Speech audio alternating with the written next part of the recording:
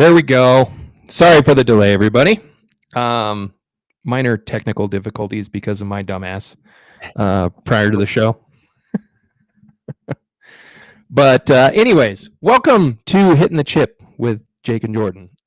This episode, we got a little bit different show for you tonight. We're going to have Mr. Adam Hilton on.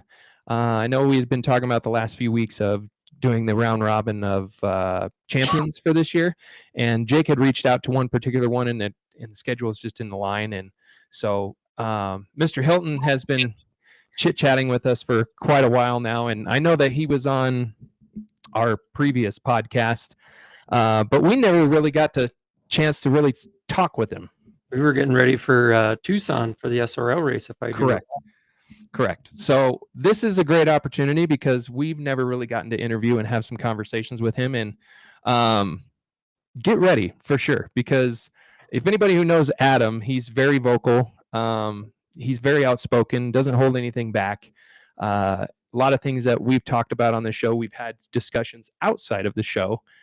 So hopefully we can get into some of that stuff and kind of have like an open platform here tonight and get your questions ready for sure. Like right now, all the things that you guys want to chit chat about or have questions about, get them ready because we're gonna have some fun.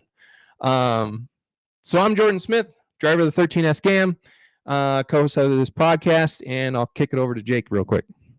Yeah, what's up, everybody? Jake Smith, driver of the 89 GAM, co-host of this here podcast, and yeah, welcome to the show. It's going to be a good one. Like George said, Adam's been talking to us about wanting to come back on the show, and I mean, every time we talk to him, we talk something about adding some sort of topic, conversation, or how to better ourselves with the show.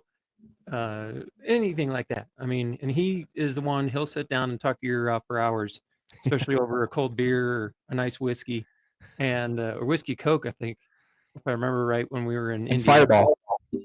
Fireball, shot of Fireball. Yep. So he'll sit down and chat your ear off, and it's always good listening to him and his stories and what he's been through and what he envisions as well for racing, and especially in Colorado. So super excited. Yeah. So with that being said, we're going to give a little shout out to our presenting partner with AAA Service, and then we're just going to get going right into it. So buckle up, get yourselves ready to go.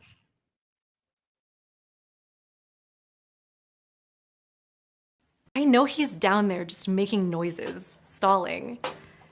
He just puts so much work into keeping this act going.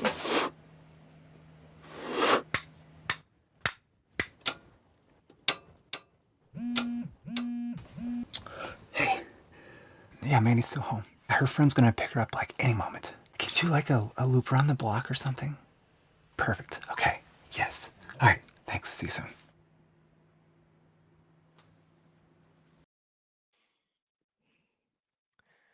Oh, and there he is. There's a lot. How are you guys? You're all clean shaven, my friend. Well, I had to look good for the show. Yeah, sure. Got the haircut, styling hair. Right. Nice shirt. Hey, that's a great shirt. I want one of those. Is that new? This was for the wingless show that got rained out. We made some cool ones for the wingless show, and it got rained out. So I need to get me one of those from you. There was a bunch of rain that day, I think.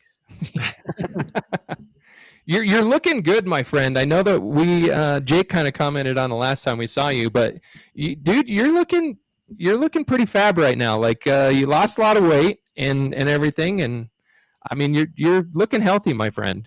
I'm gonna be honest. I'm gonna lay a lot on the sprint car, to be 1,000,000% honest. Not to go right to the sprint car stuff, but kind of always wanted to do it, and I got an opportunity, and I didn't fit in that car, and I really had no business in that car the first time. I mean, and so that was the start of I got to change some shit. So down 90 pounds, healthy wise, no other reason but healthy wise, down 90 pounds, and I've worked on it a bunch in my mental health, and I think my physical part, like I'm in the best shape all around that I have been in a long time. That's a true story. So that's awesome. I appreciate you guys on that Wayne Wilson diet or what? On that the old jab you see on TV works, man. Like no bullshit, it works. Oh, the Ozempic thing. The Ozempic thing, it works. Oh no shit. Yeah, no shit. Oh wow. it works. And I haven't been on it in a while. I kind of met my goal there and plus, and no, it works. And just everything around it works. So I appreciate you guys noticing, because that's a lot of effort. 90 pounds in less than a year. That's crazy, man. Old Cox says you had to borrow a seat from him. Well, the old one I did, but I'm back onto yeah, the 18.5 was his, but I'm not there anymore. No, that's awesome. Proud of you, my friend. That's incredible. You know, the older we get, the harder it gets too. It's tough, man. Yeah, it's tough. But not to I mean, just jump right into the sprint car stuff, because I know that we're all going out to the open wheel showdown. We were kind of chit chatting about it prior to the show, but tell us how that whole deal came about for you. So I'm gonna. It's kind of a long story, but I'm gonna speed through it at the beginning. So Chris Mueller kind of was pushing me to do this non-wing thing that he was putting together. Hadn't even really come together yet. Mm-hmm. So one night after a late model race, we're kind of leaning on Lee's fenders, and we're all chit chatting, and Justin Young, the owner of the Mountain Dew car, he overheard, and he's kind of like, well, I'll buy not this kind of car, but he's like, Chris Mueller had a car for sale. He's like, I'll buy the car, and just when you sell it, give me my money back. Lee has an old late model motor here, and he's kind of like put it together. So we kind of put together a little bit of a deal there that night. And the next day, or the Monday after, I think, my daughter's calling me, telling me to go look at this car and whatever. And somehow Steve Lacey, which I'll talk about quite a bit, Steve Lacey had found that red car that you guys see me driving. It was for sale online. Kind of got with McChrista, and I pull up to a sprint car that was nowhere near my budget or anywhere something I was thinking about. And we ended up Steve shook his hand on that thing, and there's where it started. So 50 levels above what I was even thinking. And then the non-wing thing didn't really come together quite that year. So then lo and behold, my first race was the sprint car showdown of CNS. Nice. So it came together that fast, and that's how it was. So I'd like to, if this is the time, Steve Lacey is a good friend of mine. He raced at Rocky Mountain back when I was a kid, when I was still holding on to the fence, watching all the cool kids race. And he went south, and actually, this is kind of stupid. I don't know if I know the answer to this. I don't know if he's always lived south or if he moved south, but he runs a big deal at Phil Long Ford down south, and we kind of reconnected through some of my misfortunes in life and some of my court stuff, which lots of people know about. And he was kind of a silent supporter for me, and just kind of a good friend through all that. Why or how he kind of surfaced through all this, I'm not really sure, but I'm sure glad it happened. He kind of reached out, and just kind of been an amazing guy to me. And then the whole sprint car thing kind of come about, and boy, has he pulled some triggers. To say the least. He bought that red car. It's a good car. I didn't need or want anything different than that. That was plenty. So over the summer here, we knew that we needed some more horsepower, and 410s, there's really two levels. There's a old, what they call the 12X motor. Mm-hmm. And they're 650, 700 horse, and that's all you're going to see out of them. And then you restrict them, and that's just what they are. And then there's a new style 410, which is 50,000 at the bottom dollar to, I think I saw one of those Dawn Op motors are like $128,000. Oh my God. And so I was told I needed to pick a package up at GTI Golf Cars. And lo and behold, between Steve and Cox and Misty and Lee, there's a brand new motor sitting down there for me to pick up. Oh. So that started it. That was to my surprise. We talked about it, but that wasn't real. That was talk. Yeah. Mm-hmm. So then that happened. So our plan was to run the last non-wing show, the one that rained out the last one. Yep. We got all ready, and then we were going to do a complete teardown of that car, sandblast it, and do a Vegas build. Mm-hmm. And then there ended up coming a car for sale that was located in Colorado. It wasn't new, but it was fresh and lots of good parts, lots of newer stuff. That last rake, was it non-wing? Yeah, the non-wing race where that car got in a wreck over there in turn 1 and 2 and lit on fire, and just bad. Yep. Yeah. So just laps later, I got in a wreck there trying to take the lead, and all of the methanol poured out of my car. And so there was a lot of upgrading I needed to do. Those old tanks, they pick up from the bottom. All the new ones pick up from the top. And so just a gas tank on one of these things is about $4,000 for a tank and bladder. Holy cow. And so we started, kind of ironing some things out, and it ended up being that we picked up this car. It had a Hurt motor in it, at a very reasonable price, and had lots of new pieces in it. So that changed up the game plan of what we were going to do. So I got this thing. I think I've done the road to Vegas thing. So we haven't had it, but a month and a half. I think I'm pretty close. I haven't had very long. So we stripped it clear down. I don't know how well you guys know. I'm staring at the car right now, just trying to. I don't know if you guys know Greg Schaefer or Keith Roush. Keith Roush is pretty well known midget driver, sprint car driver. I was gonna say I've heard of him. Greg Schaefer is old school sprint car driver from Rocky Mountain Speedway, and I mean that's who I grew up helping and watching.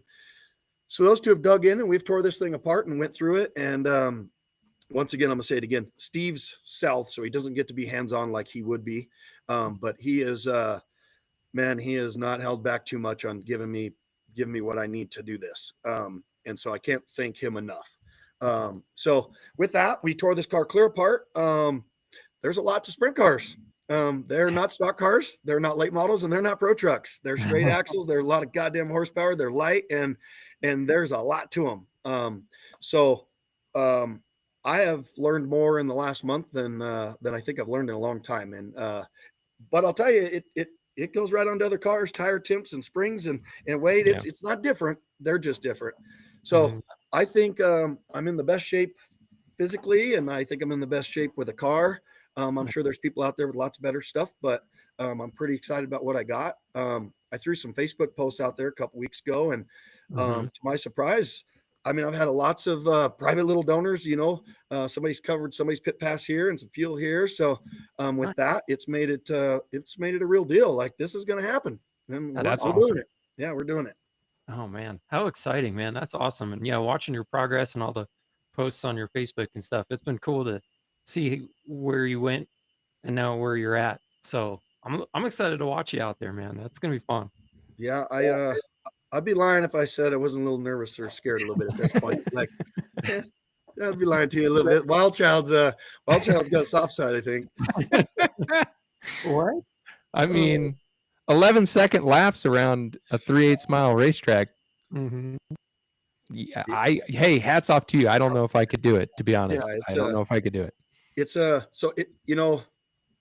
it's different. They're easier to drive. They're lighter and there's a ton of tire. But it's a different drive. Like you gotta be half loony, I think. Yeah. I think you have to have a half brain dead to do it.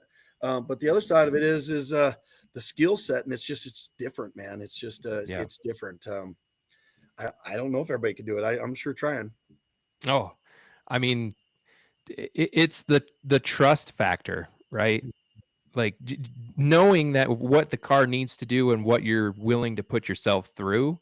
I think that's the part that's just that step you have to take, and not too many people can do it. You watching them locally, like the moves that Willison does at home, and even Bobby Santos, you're like, oh my God, how, right? Like, just how do you make a car do that at all?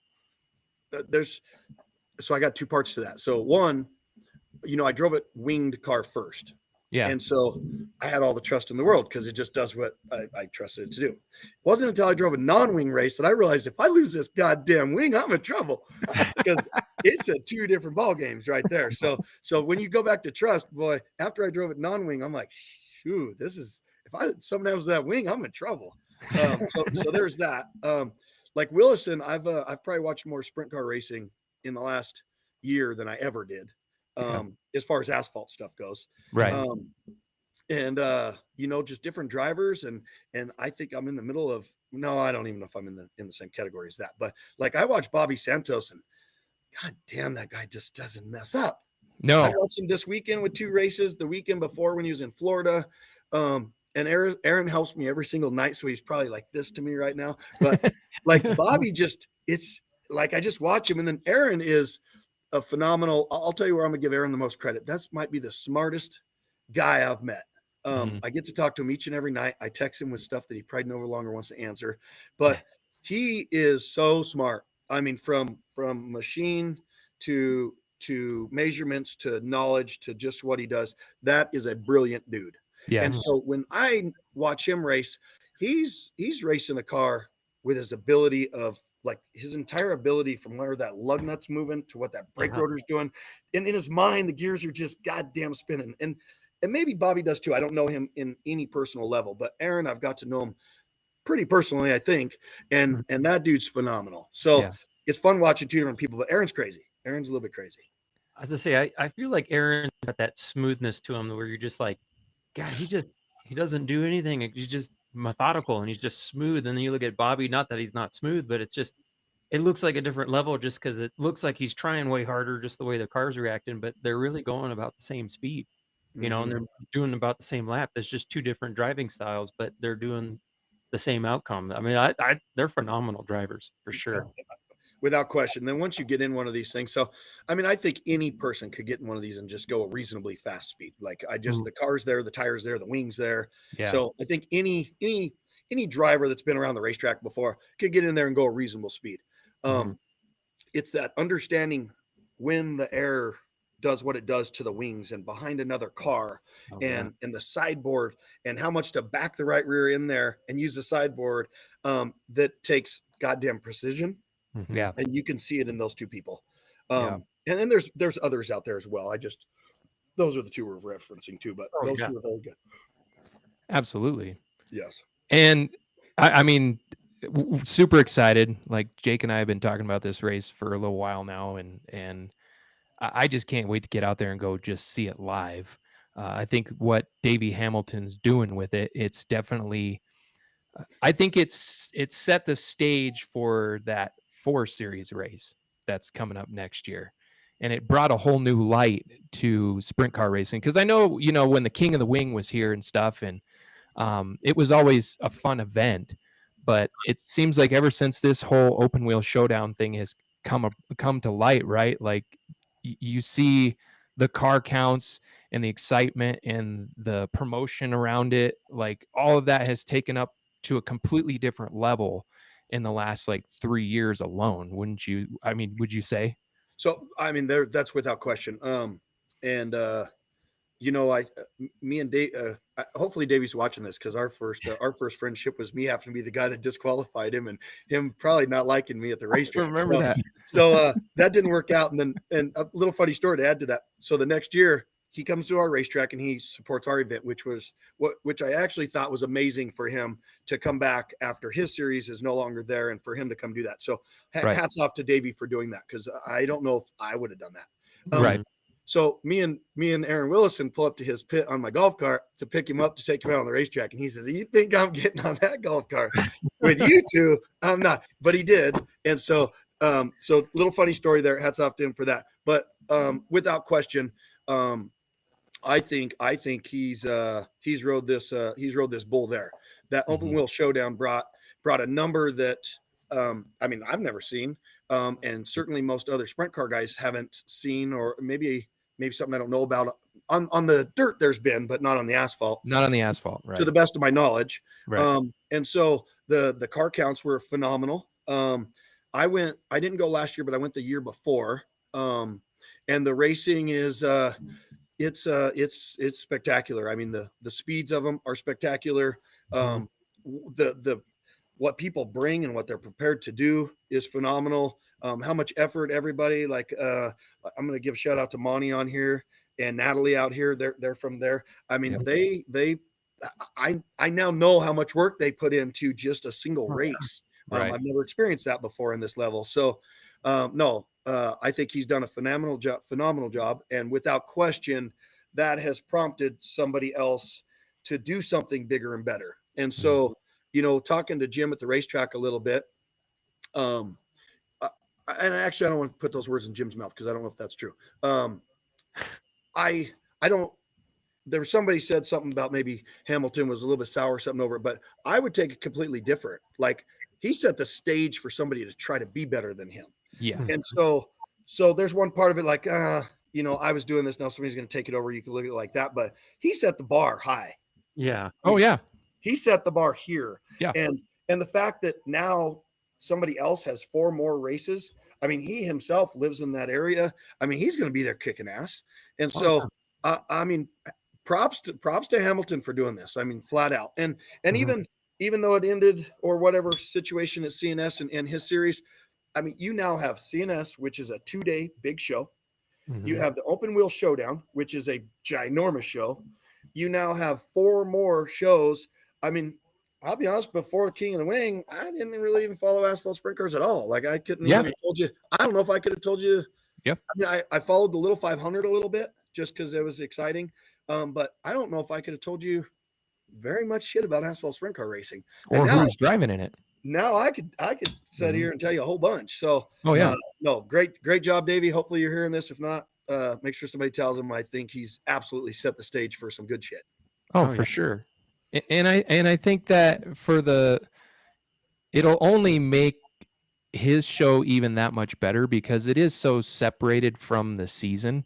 Yeah. You know, being the first week of November, I think it's a really good time period for that because there's nothing really going on. Like the next big thing is the snowball, right? Battle the fenders, pal. Well, you know what we'll get into that. We'll get into that. But I'm talking about on like a national level, right? Like, hey, bro. Yes, I know what you mean. Start talking to low budget. Get their asses out there and get that broadcasted. When we get Cletus McFarlane on the track for that Battle of Fenders, then we made it nationally. We'll help you make that happen. Hey, we can make some phone calls. That's a goal right there. Some Crown Dicks out here. That's a goal. I'll make a short of this later and I'll post it on social media and tag his ass and see what he thinks. There you go. But anyways, I mean, I wouldn't look at it as a competition. I would think that it's just only bringing more light to what his show is going to be going forward. I think it's only going to hopefully create more sponsorships and make that show even that much bigger, like in the future. So just because you said sponsorship, I'm gonna tap into this a little bit. So this is something I was thinking about. So with the new owners at the racetrack, you know, I've got to mingle with them a couple of times and stuff, and I'll tell you. You know, I'm sure everybody has this same thing as I do is with change comes fear. And for myself, you know, that racetrack is 50% of my life. You know, I've really turned towards hot rods and shit a little bit just because there was very unpredictable times out there a little bit. So, but that racetrack's a lot of my life out there, our local racetrack. And we have a good one. We have an awesome sandbox. And so with all these new improvements, I've feared a lot that somebody has to pay that bill. Mm-hmm.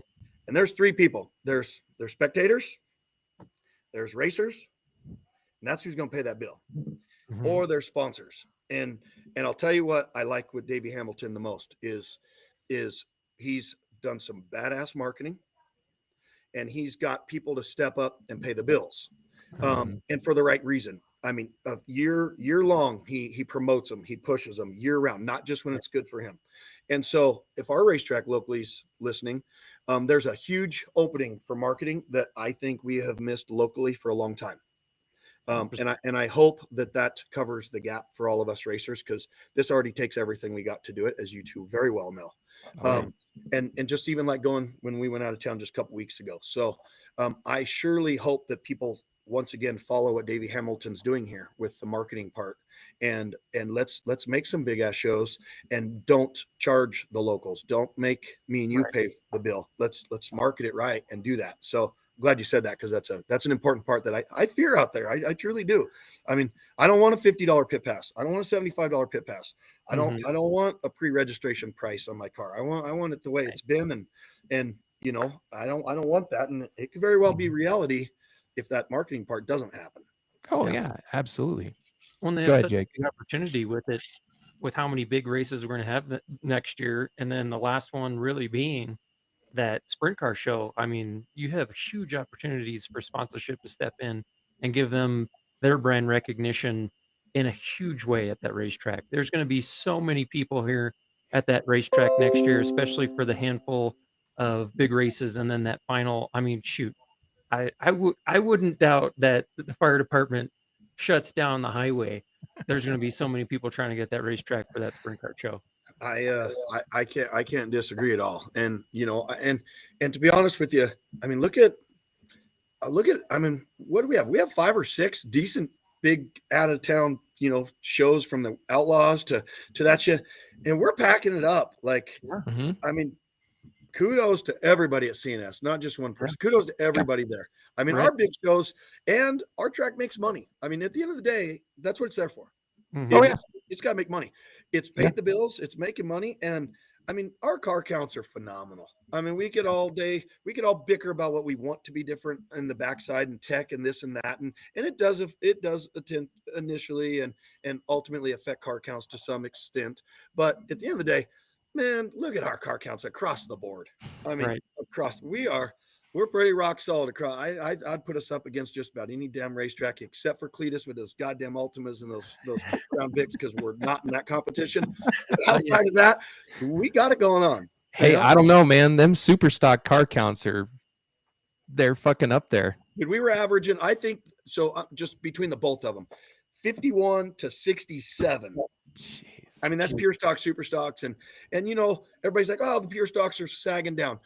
Not really. I don't think so, because, you know, we had 29 Bandoleros the first year. Then we had 20. Then we had 13. Well, all of those guys are now my kids, super stocks. They're in super late models. So they didn't go anywhere, just those cars. And now look, this year, I didn't follow them as much as I did when our kids raced them, but man, you guys got a shit ton of those things again. Oh yeah.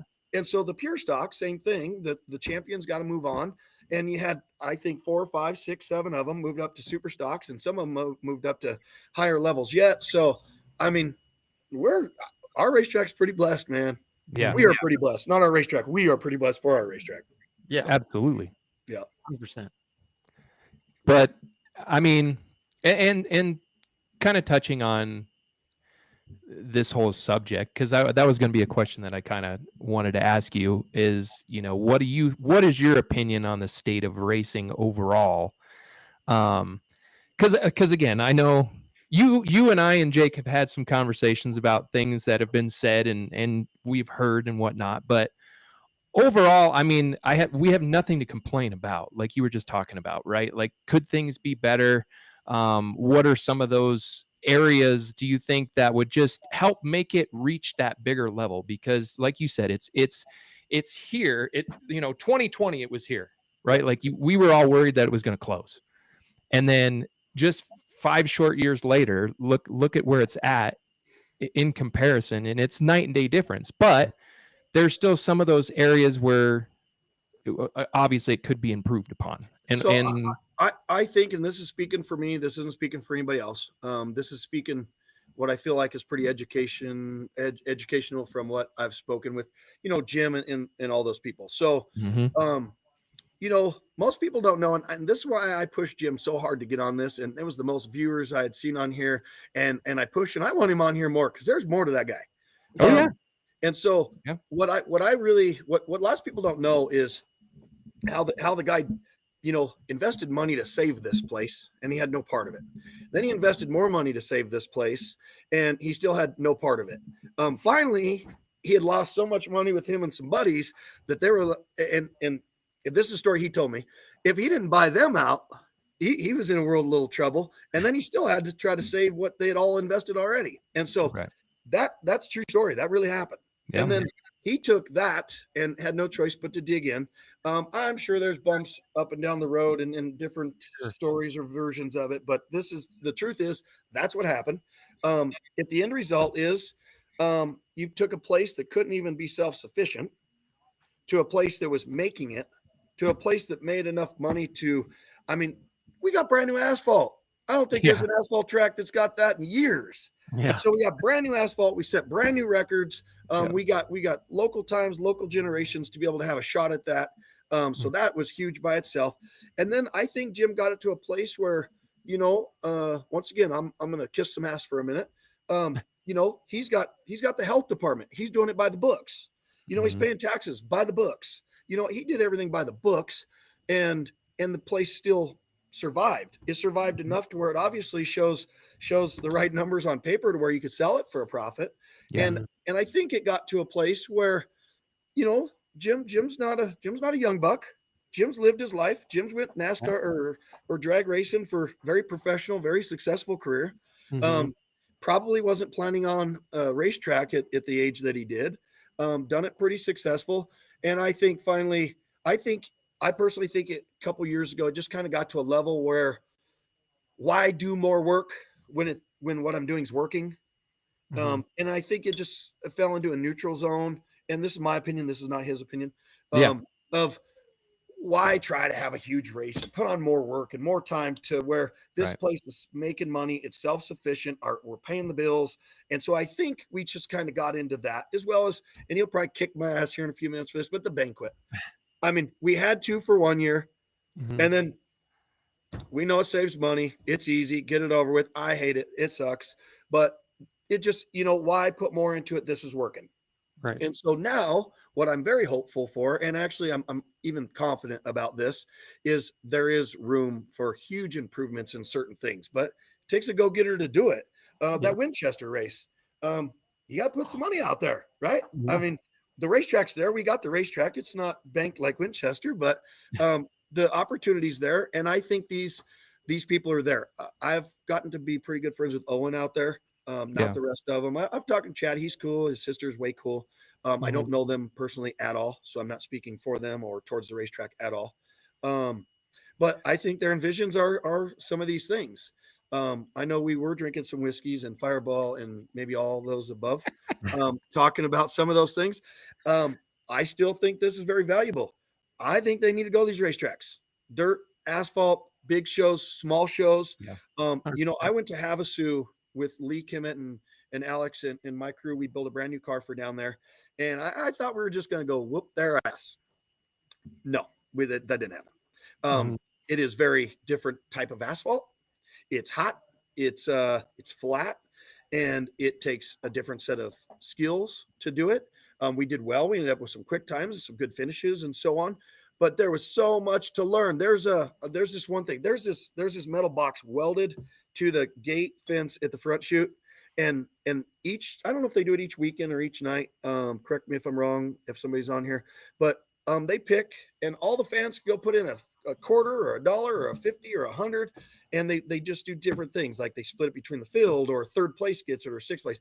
The amount of money that they collect up in that thing that goes directly to the drivers was insane. I want to say the stock car night one night, there was a couple grand in there. You take a couple of grand and divide that down through some pure stock. Well, any of our divisions, you take Any it of them, out. So there was just so much to be learned with some of that stuff. I love our tow trucks out there. They do a phenomenal job and they look great. I'm kind of the era, hook that fucking thing and drag it off the racetrack. Those fans don't want to watch the dog and pony show. Right. And so I don't care. I mean, there's a respectful way, and then there's let's get this show on the road. And the reason I bring that up is like the Outlaw Figure 8 night. We spent so much time cleaning shit up that the Outlaws almost didn't get a race.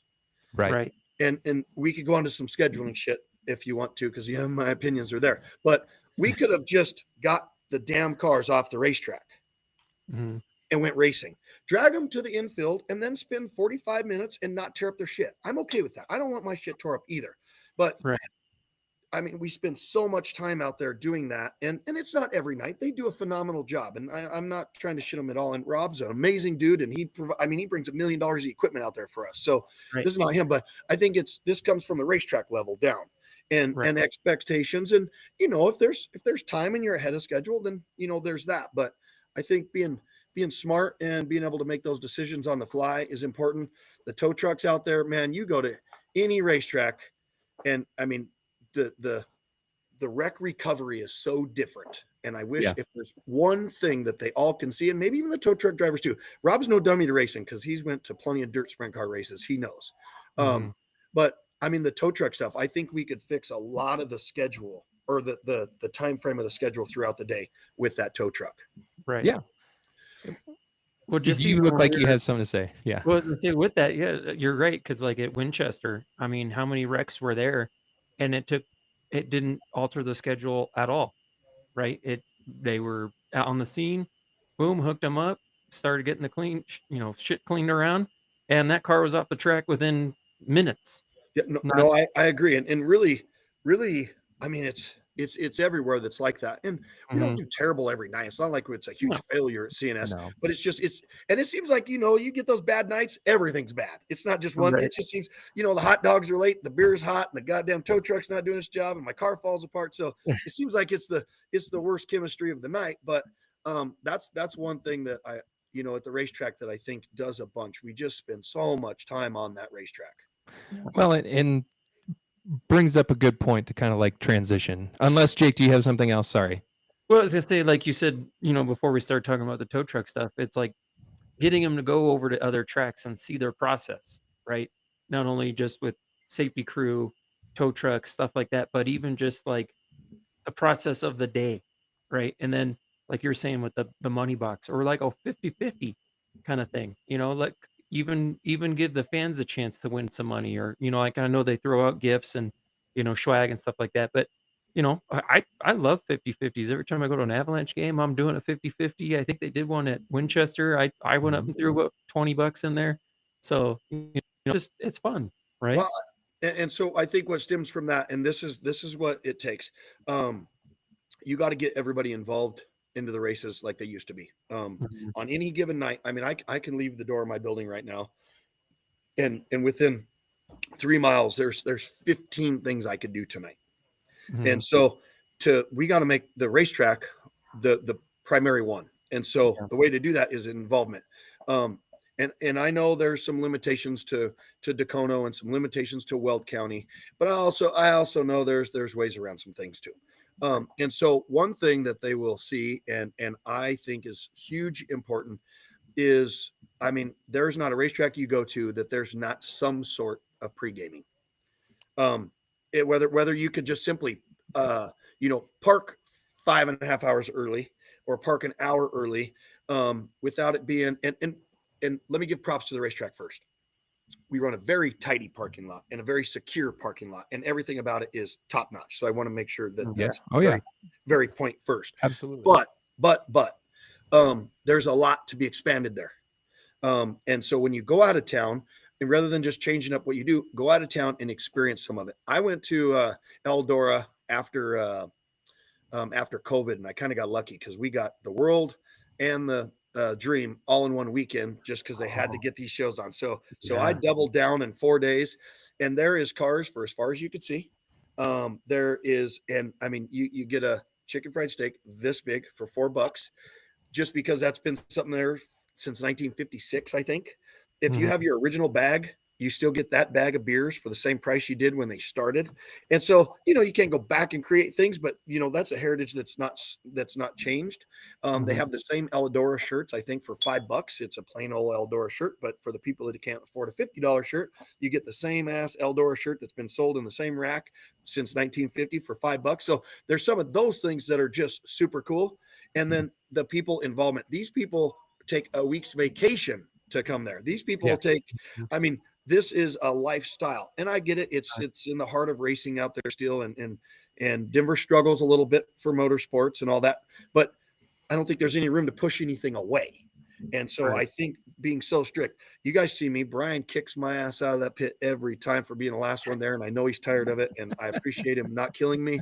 But like half of ours is stopping and enjoying the racers when we're done at the end of the night. And we do, and we make sure we involve everybody. I think everybody there knows we probably have the most welcoming pit there is. There's sometimes it's not welcoming, but for the majority of the time it is. And that's part of it. And if we don't stay connected like that, then we just end up with 5 or 10 cars and nobody comes. Right. Well, and that's a great point. Like we've talked about it a lot on this show, just the fan experience, right? Like making, and I guess I'll kind of like hit it back at you a bit. I think that the racing community is super strong in the Denver area. I mean, because the numbers show, right? Like the data is there. Look how many sold out nights we've had over the course of the last like 3 years, right? Like it's incredible. But I think that there's definitely that portion of it that we can make it that much better. Like you were talking about, like when we went to Winchester. Now, granted, I know they don't open the gates till like noon or whatever for the pit side and stuff, but 2:00, yeah, have a tent outside and have music going or whatever, blaring stuff, and just be inviting. You might not even have to open up the gates right yet, but Right. you can call the radio station, say, hey, we want to have you guys out. What will it take for us to have you out and do a live show here at the racetrack? Back in the days in the 90s and stuff, they used to have the Napa people there were tents for a quarter mile walking up there, right? Like vendors and stuff, just waiting, just handing shit out all the time, Yeah. all the time. You would have more stuff walking into the racetrack than you actually had while you were in the racetrack. Right, absolutely, and like I said, there may be legal positions or legal parts of this that we don't know all the moving parts to. Yeah. But for the most part, I mean, a radio station parked out there by the gate. I mean, all that stuff. And no, we are not lacking when it comes to fan base. And I love every fan that's watching here and everyone out there. I'm just saying there's more there. There's options for that to grow. No, we stand pretty strong when it comes to these racetracks. But I mean, same thing. It could. I just think there's room for growth. Absolutely. Absolutely. And with growth, and this is just something that Jake and I have kind of talked about, so I'd love to get your opinion on this as well. So the amount of big shows that came through, we had the Cars Tour, we had the Sprint Cars, we had the Outlaw Figure Eights come through, we had all of these major ones, and it's already on the docket for this next year. We've seen a handful of them already.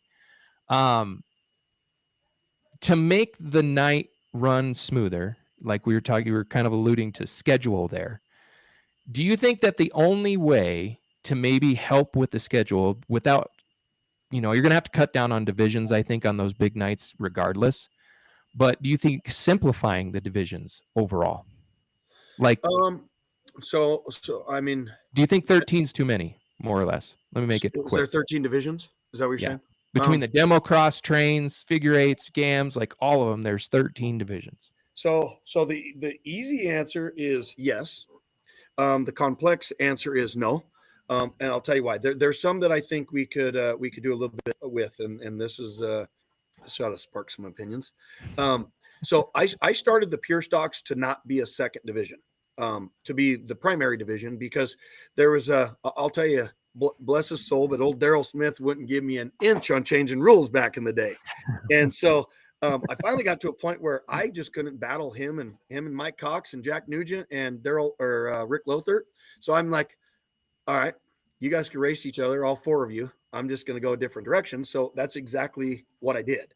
And just started the pure stock rules. And the pure stock rules, I didn't reinvent the wheel. I took the rules from the 80s and 90s and just re-implemented them, and we just hit the restart button. Right. Well, the pure stocks come super strong. Well, then the super stocks backed it up, and whatever. And so we ended up with two great divisions.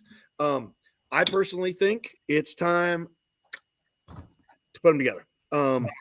That's in my opinion. I'm gonna be very clear for the people that are already punching their computer at me right now. I started racing and I had to earn a spot. I went home a lot of times on a trailer. I didn't make the B main. I didn't make the heat, or I made the heat race.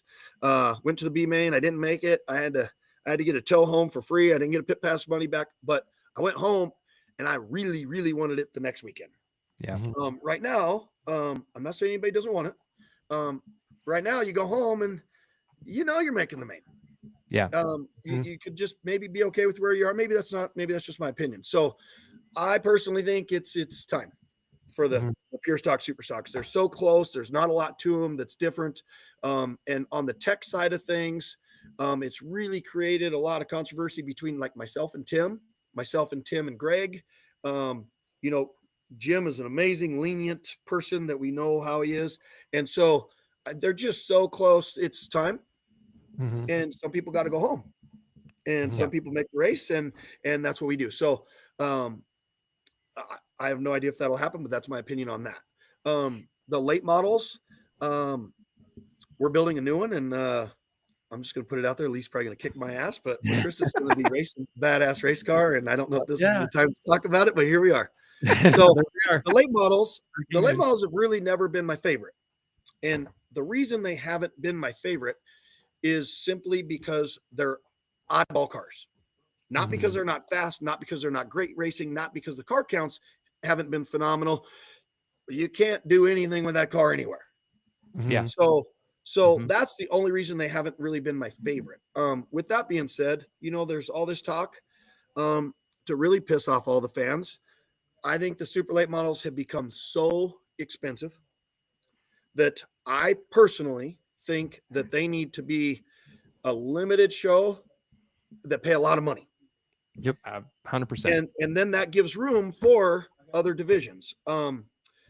I could really, I have an opinion how that could happen a bunch of different ways too. I mean, we Right. can keep super late models every weekend and get rid of late models, but Right. there's too many. Something's got to give. Right. Something's got to give. The super late models, I'll tell you, I finally reached that goal of racing one. I think one's right somewhere there in the back picture, and it was really that time that people are flying professionals out to the racetrack at CNS on a Right. Saturday night. Not that you have to, but it's happening. Yeah. It's a lot of money. They're a lot of money. It takes a full-blown crew. I think they've Mhm. kind of surpassed the weekly show. I think in order to support them, even the dates, you have to take the resources from other people. Mhm. I think the days of the super stocks and pure stocks making $500 to win is out the fucking door. It's Mhm. $30,000 cars. Yeah. And not because roll cage tubing used to be $200. It's $1,500. Correct. A fuel Yeah. cell used to be $175 for the old Jazz. That ain't happening. Nope. So to support it, I don't think we've kept up there on the other sides of things. Right. So there is. I'm going to stick up for the divisions that nobody probably thinks I will. Them tough trucks and them trains just bring fans. Mhm. They do. They bring do. fans. They When do. Jim first started tearing out the grass, I was like, no.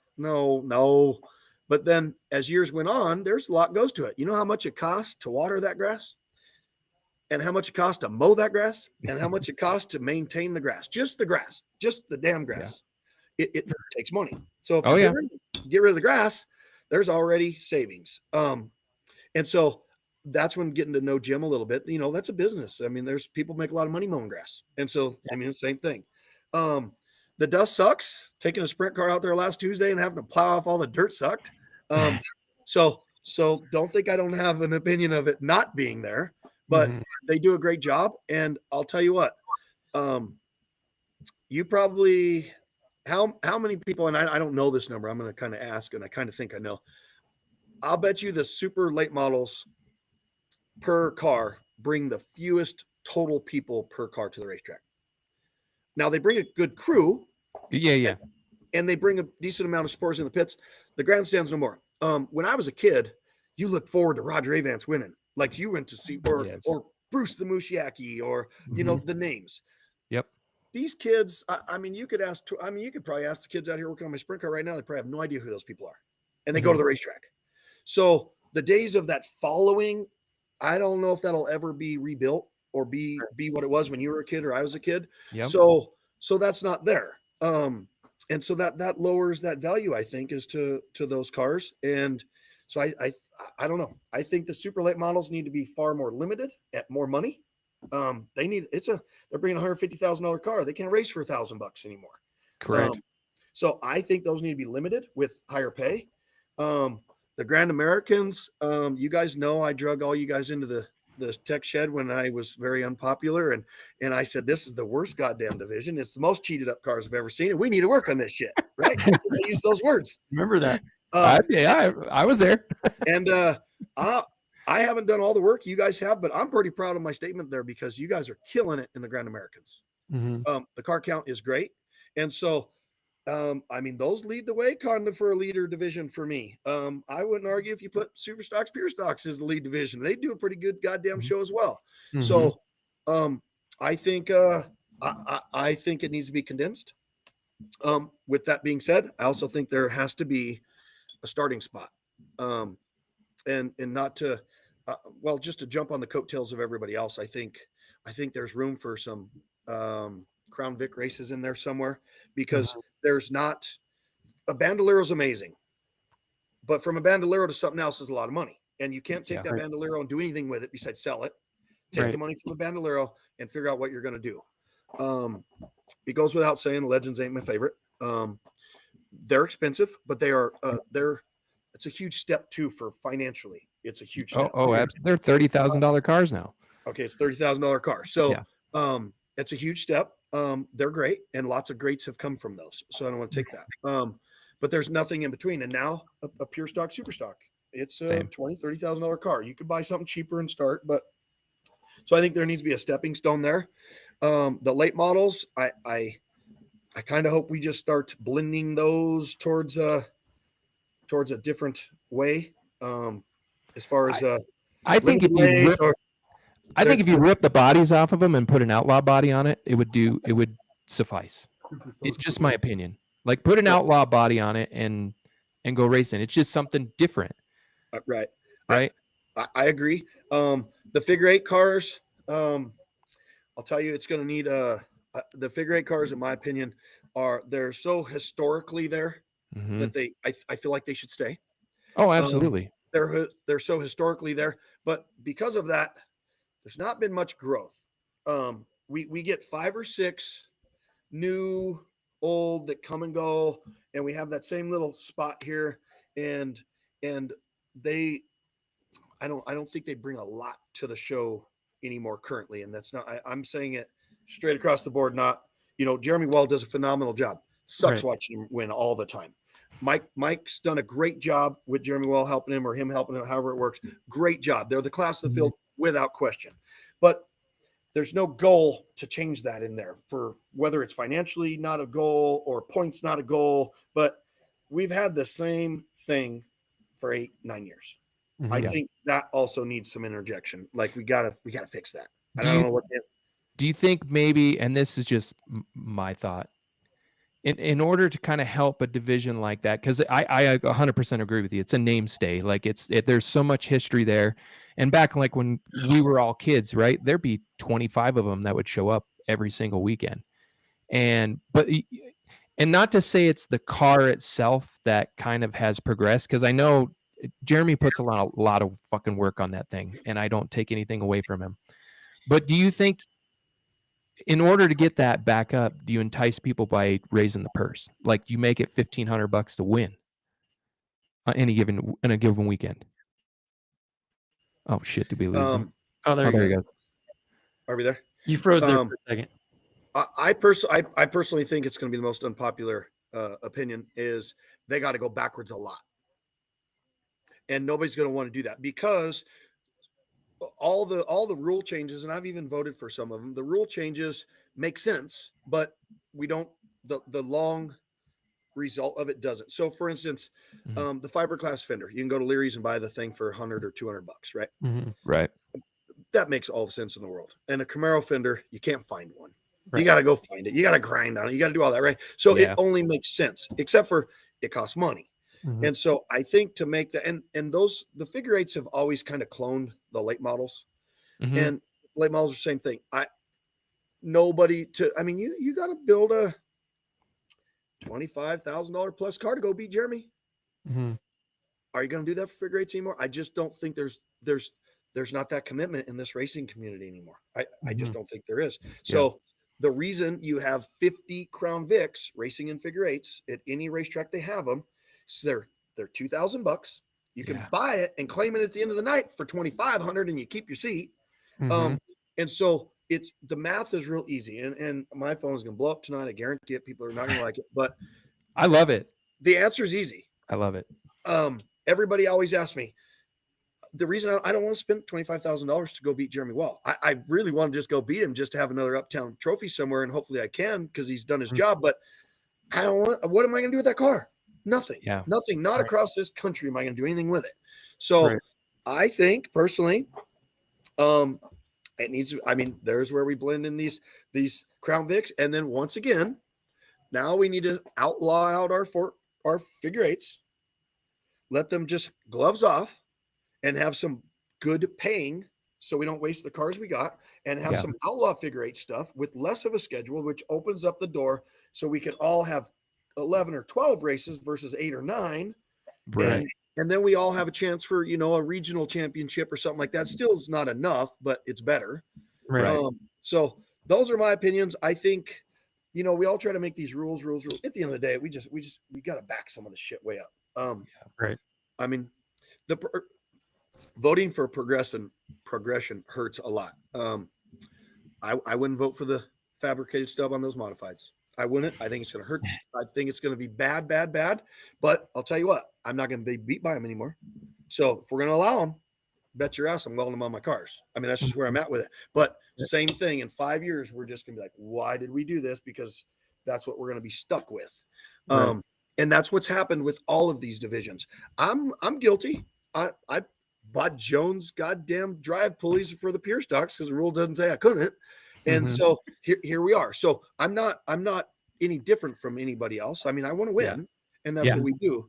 But I think, you know, us racers are probably our own worst enemy sometimes. You know, we do it. And that's why I did a good job in the rules and the tech committee over there when I did it, because I was able to switch hats and do what made sense for the tech and do what made sense for the rules. And then sure, I'd leave there and be like, God damn it, why did I say that? Now I gotta go home and do my homework. But yeah, that's we're gonna have to back up some of those to make some progression. Right. And we've talked about that on the show, that doing something more simplistic or something to just get more people involved, make it cheaper for them to come out and want to do it, right? Because like George said, we love the figure eights. We want to see 25, 30 of them son bitches out there. It's like, how do we get there? How do we do that? Right. So I kind of agree with you on that one. Well, and the Crown Vics brings up such a really good point. And I've advocated for this ever since I saw him for the very first time down at the Snowball Derby a few years ago, because it's not a beginner class. It's just a cost-effective class. It's and you can take it cost-effective. Nailed it. You can take that car and you can run the figure eights. You can run the big track. You can go out to I-76 and go run it. Yes. Like, you know what I mean? Like, you can take that thing and go anywhere in the country and go have fun for such a low price. And there's nothing you can do to them. Like, if the rules say you can't do it, you can't do it. So I'm not taking any credit for Cletus McFarland because he's made it what it is. But I wish I would record things that Bear and I talked about, Bear Lynch at Dyno Pro. I wish we would record things that him and I talked about 5, 6, 10 years ago. Just because he done what we all think about. And you how many Ultimas did he have? 600, right? Yeah. 600, right? I'm not wrong. Yeah. 600. Guess who is fighting to drive those? Daryl Waltrip, Kurt Busch. I mean, right? All of them. We're talking drivers, right? We're all, so it's not quality of driver, it's the cost effective. So we had 600 cars and had the time of their lives at the least amount of cost to a driver. And I know that's a publicity thing and it works, but it's the same thing. And so the Crown Vic says the same thing. The reason the Crown Vics work, and I'm going to put this out there for the people that are watching and enticed by it. So Crown Vics, they come with all the same wheels. They're all the same width. The years, the motors are almost indestructible. The pistons don't come up far enough in the cylinder to tag valves or anything, even if there's a catastrophic time and chain failure. So that's what makes them just forever living. They have a computer that's easily checkable. I'm not saying there ain't people out there cheating them or anything like that, so don't get that twisted. But they're very easy to check.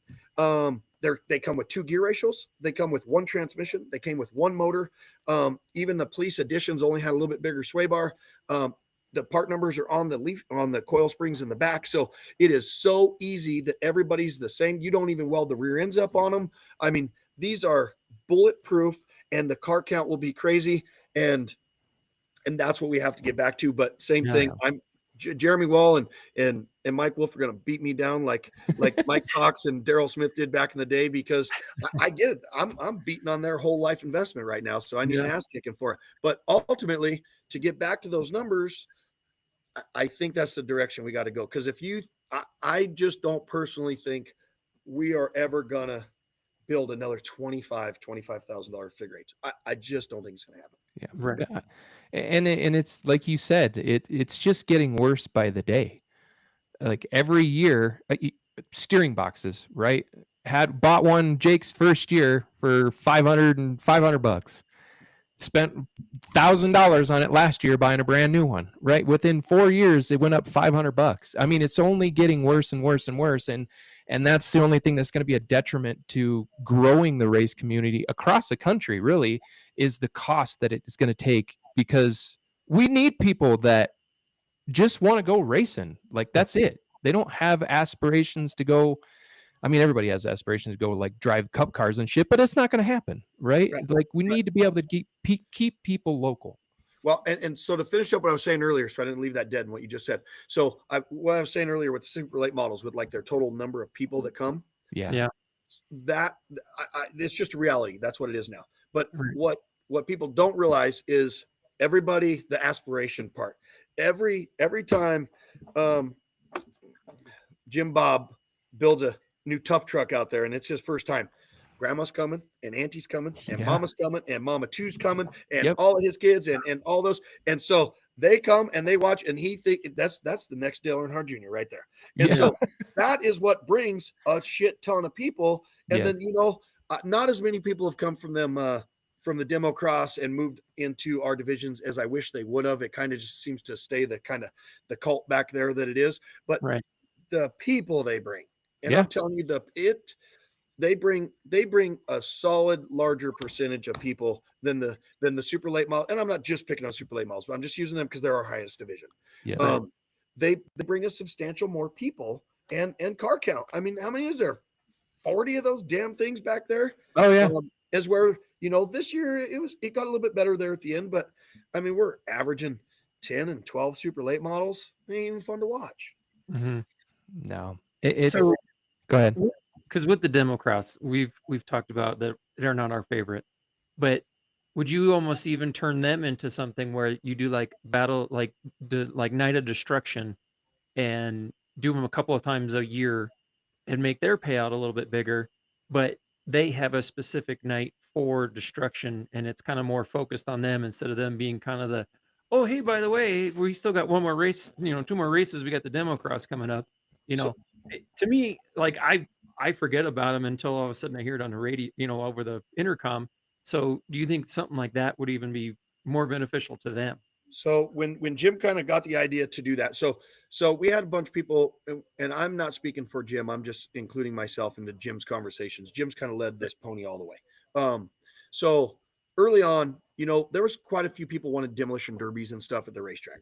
Mhm. Demolition derbies are no different than a super late model. They have become so expensive and out of hand that they're just unrealistic too. So Jim and a handful of the tough truck guys, there's tough trucks that always went to the monster truck show here at the Coliseum once a year and so on. So we Mhm. kind of infused that and come up with a demo cross where you could kill each other if you wanted to, but you still had to make amount of laps.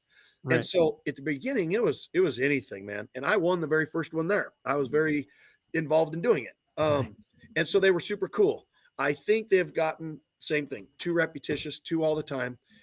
It's kind of flattened out, kind of boring. I bet you I didn't watch a single one this year. And they used to kind of be fun to watch. I haven't watched a single one. So Yeah. absolutely scale them down. And same thing, pay them more money. Instead of paying them 9 times a year for whatever they make, knock 2-3 races off of them, pay them a lot more money because they're going to do more stupid shit if you pay them more money. And then that's what people are there to watch. And then once we could squeeze some things in there, we have 2 shows a year that has the trucks, the legends, and demo cross. I almost don't even go. We're done by 7:30 or 8 o'clock. It's not a great night of entertainment. It's usually not even 3 hours. So I think we could shape up that schedule. And yeah, you got to make some of that stuff fun again because it's just gotten too boring. The trains, they bring fans, but man, they got to put some cars together or else. Mhm.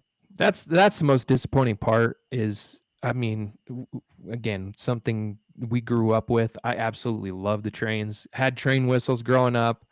Like, Some of they these used to are play good. the song, the entry song when they come out on the racetrack. Like there's that nostalgia part to them.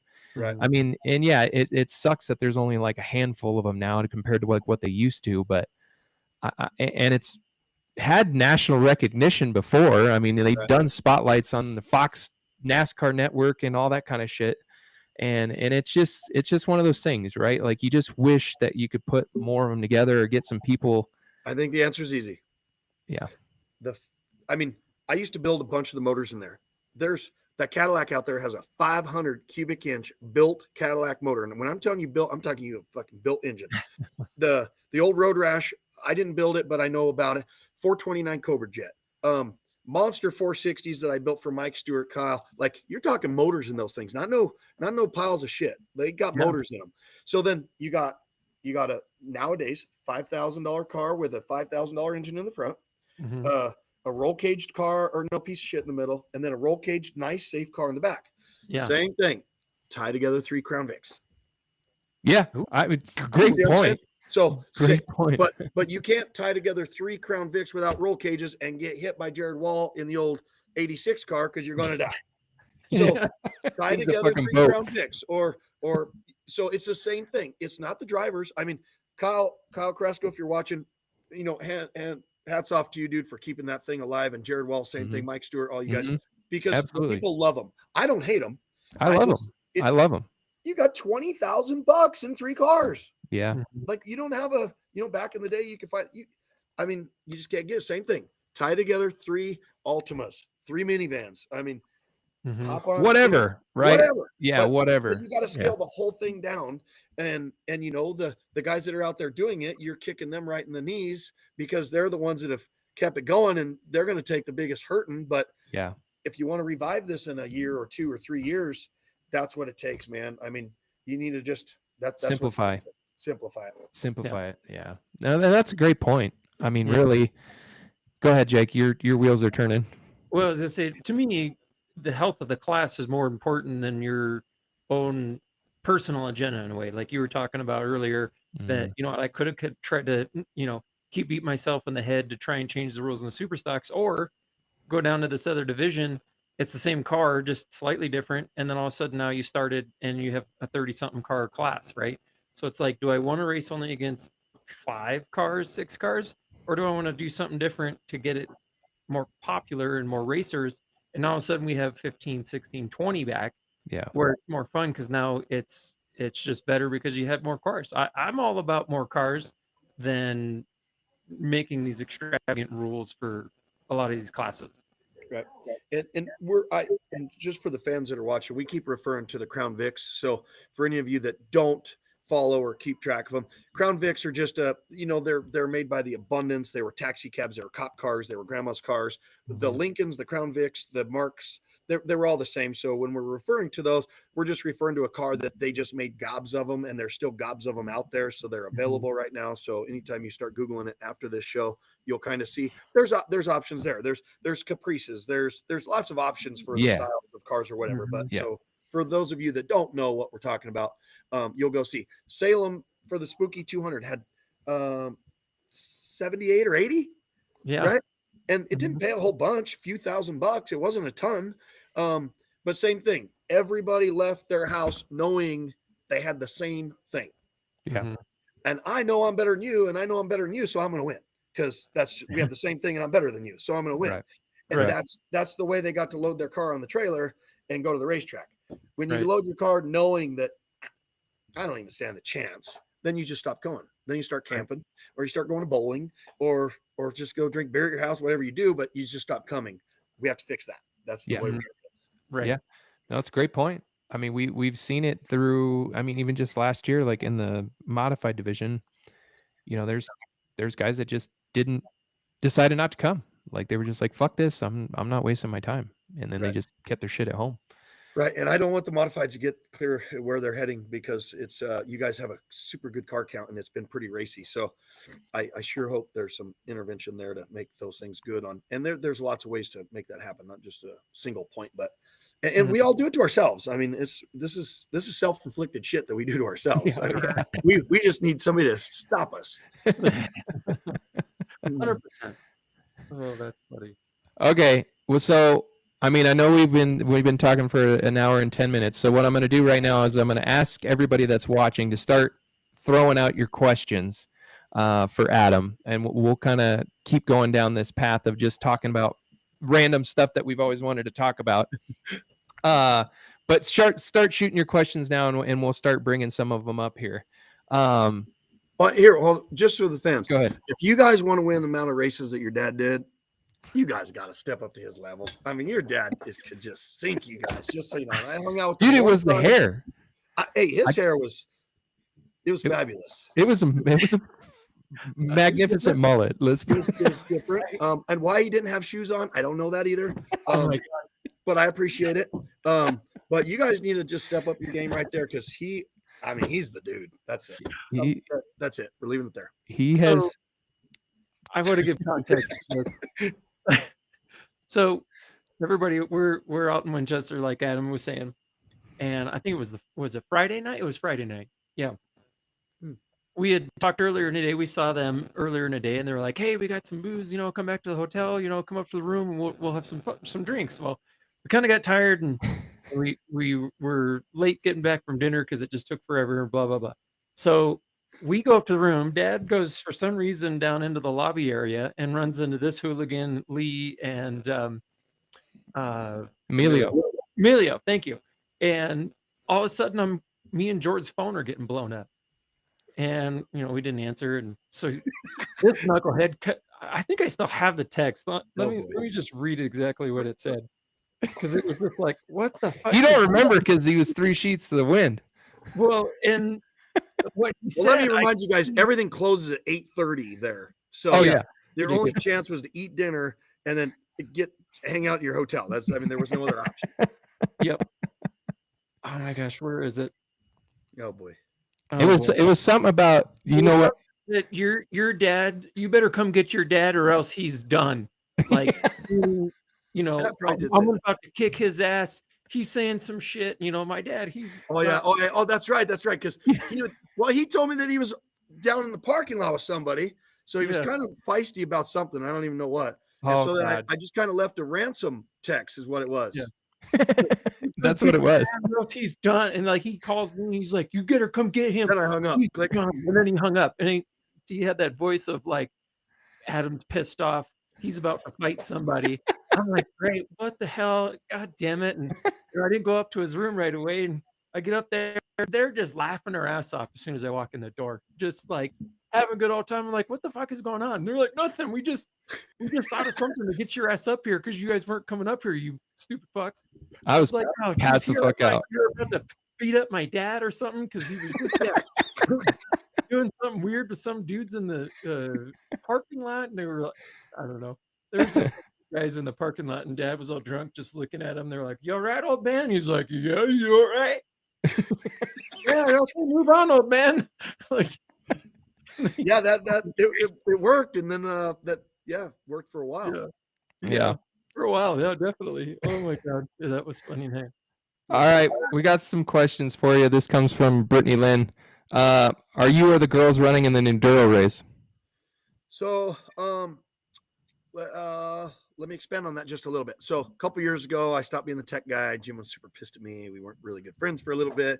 And so the enduro race kind of, I wouldn't say was taken from me, but certainly didn't need my involvement anymore. Put it like that. So I was kind of pissed off and left and didn't go that year and so on and so forth. But I was just called last week to the racetrack to talk about what to do to make it better and make it what my envision was. And the cool part is Owen is awesome and kind of has the same visions as everything we're talking about tonight. Just so you know, he's like us. So he bucked up, and him and Jim bucked up on the spot. It's $5,000 to win this year.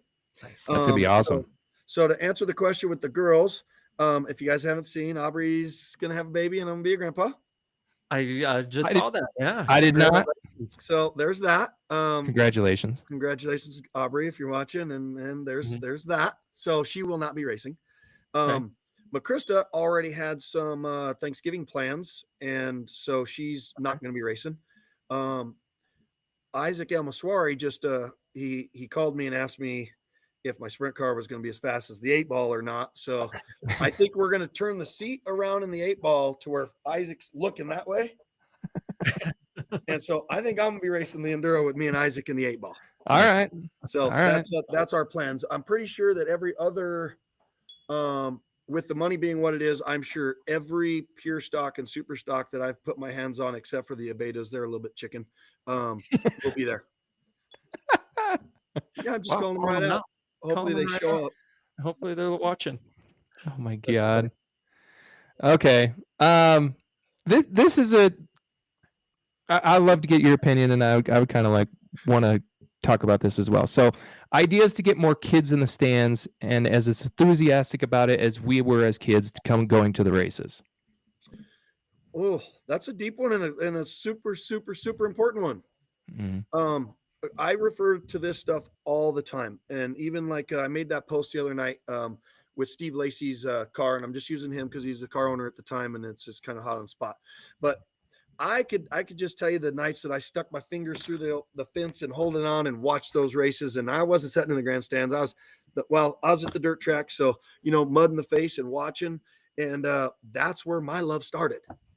And so I want that more than anybody, I think, for every one of our kids. So Jim started the Bandoleros out there without question, and I hopped right on board. And Jason Halvey, if he's watching, he was very instrumental in getting that stuff going with his kid. I think he actually had the first one in Colorado.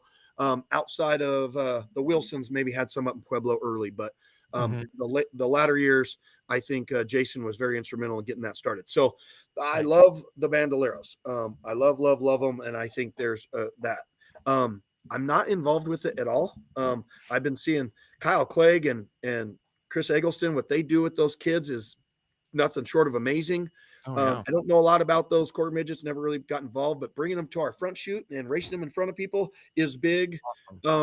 Once again, I think they're kind of expensive, and I don't know the exact stepping stones there, but that's for another day. But that's inspiring those kids to do those things, getting those kids in the back, letting them hang out with those cars, not necessarily during the day, during the races, but after the races, getting involved, pre-gaming out there, getting very involved in racing. So we try to take cars to all school events when we're invited to them and stuff like that we can.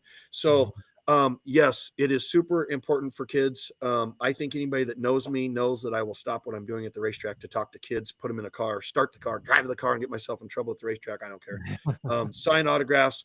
I spend a lot of time cutting the edges off of every damn Hoosier here to make sure every kid gets a haul a half a tire home, because it's important to them. And then when they see it hanging on their wall in their bedroom, it reminds them of the races. So yes, kids are super important, and I would do whatever it takes to get kids into racing. So that's where those tires come from, is you.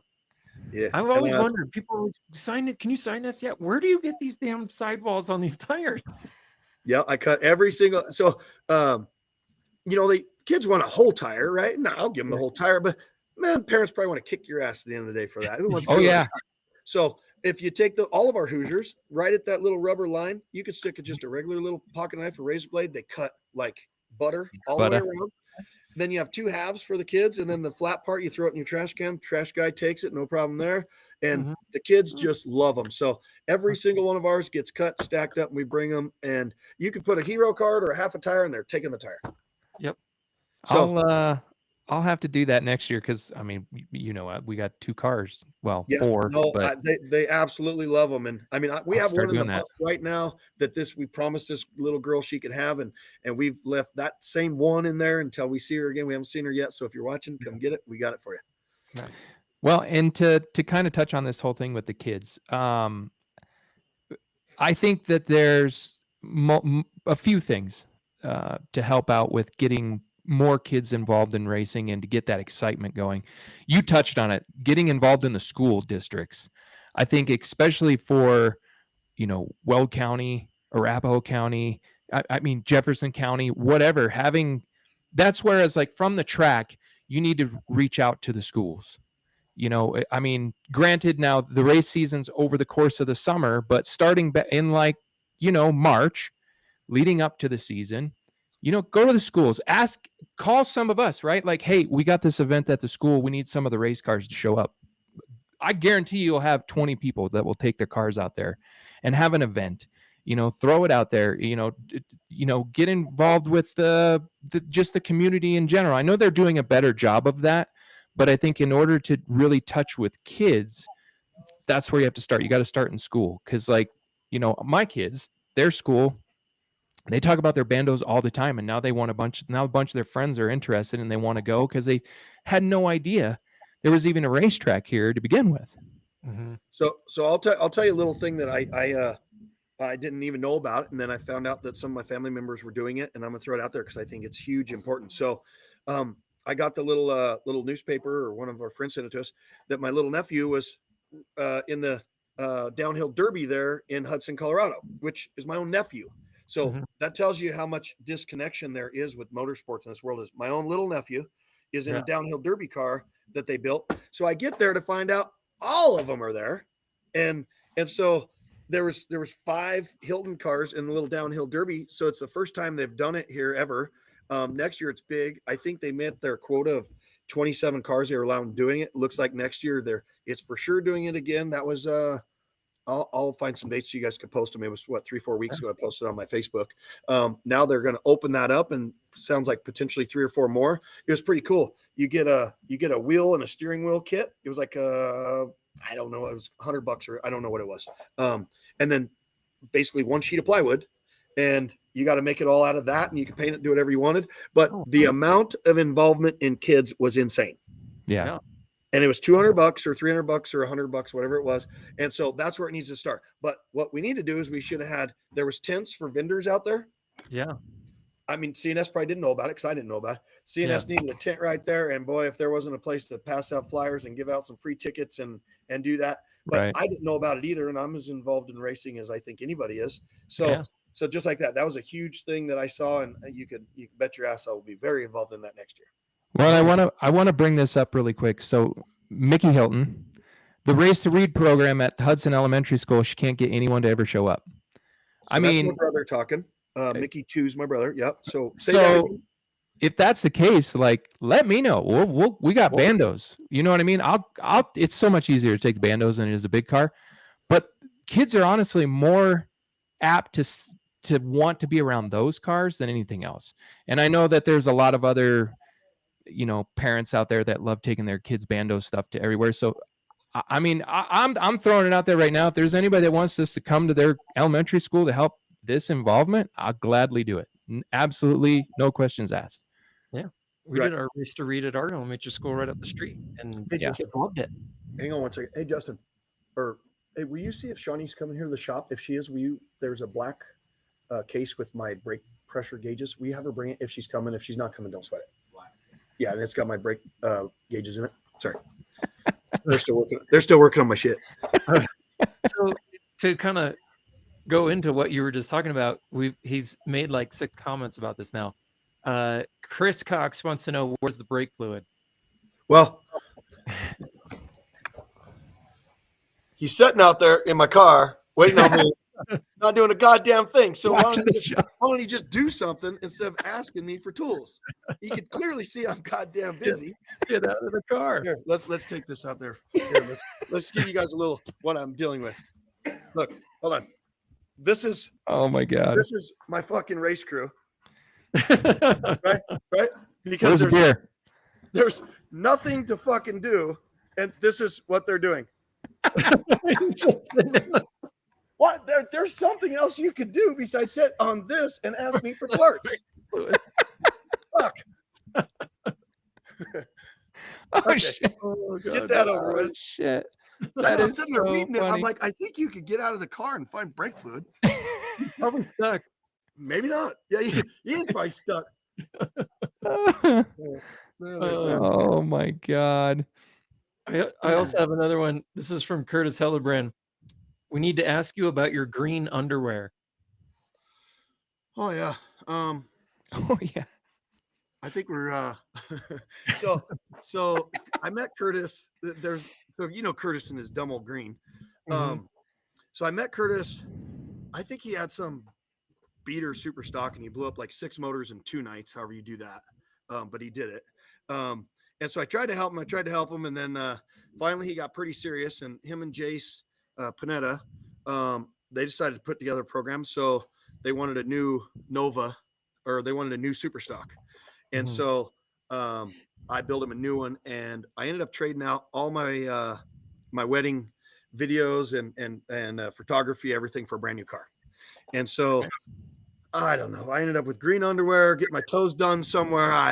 He could probably tell the story a lot better and it'd be pretty funny. But yes, I had green underwear on, and it was for the wedding stuff. And we had a lot of fun, and props to Curtis. He was very fun for all that stuff. And he made my my wedding photos and videography. It was a hoot. Cox was at the nail salon getting his feet done and his toes done, and that was not the plan, but he agreed to it, and then he son of a bitched us for a long time after as he's getting his pedicure and his manicure, and yeah, so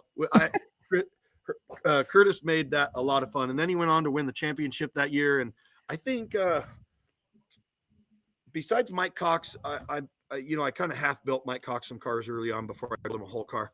He had won some championships, but Curtis was like the first full-blown super stock kick their ass champion in a full-blown Team Hilton car. So props to you, Curtis, again on that. And yes, he was very fun. I had green underwear on, and it was if you know me, it was pretty fun.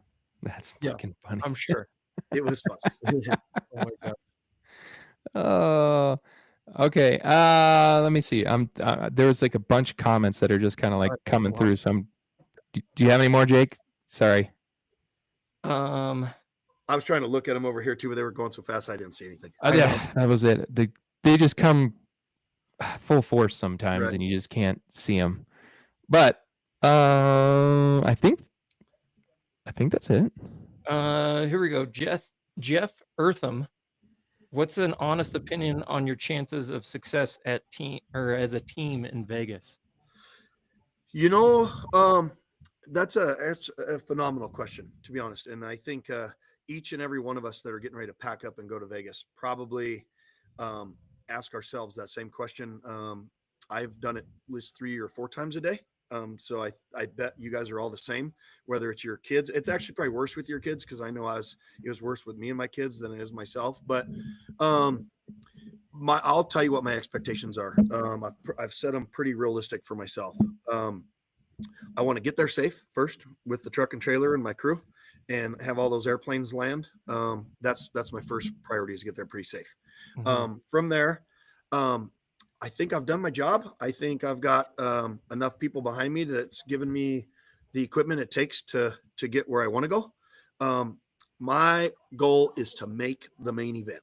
And some people think that's too small of a goal, but there's 70 some of the baddest sprint car drivers in the country going to be there. You'd have to beat 50 of them to get into the main event.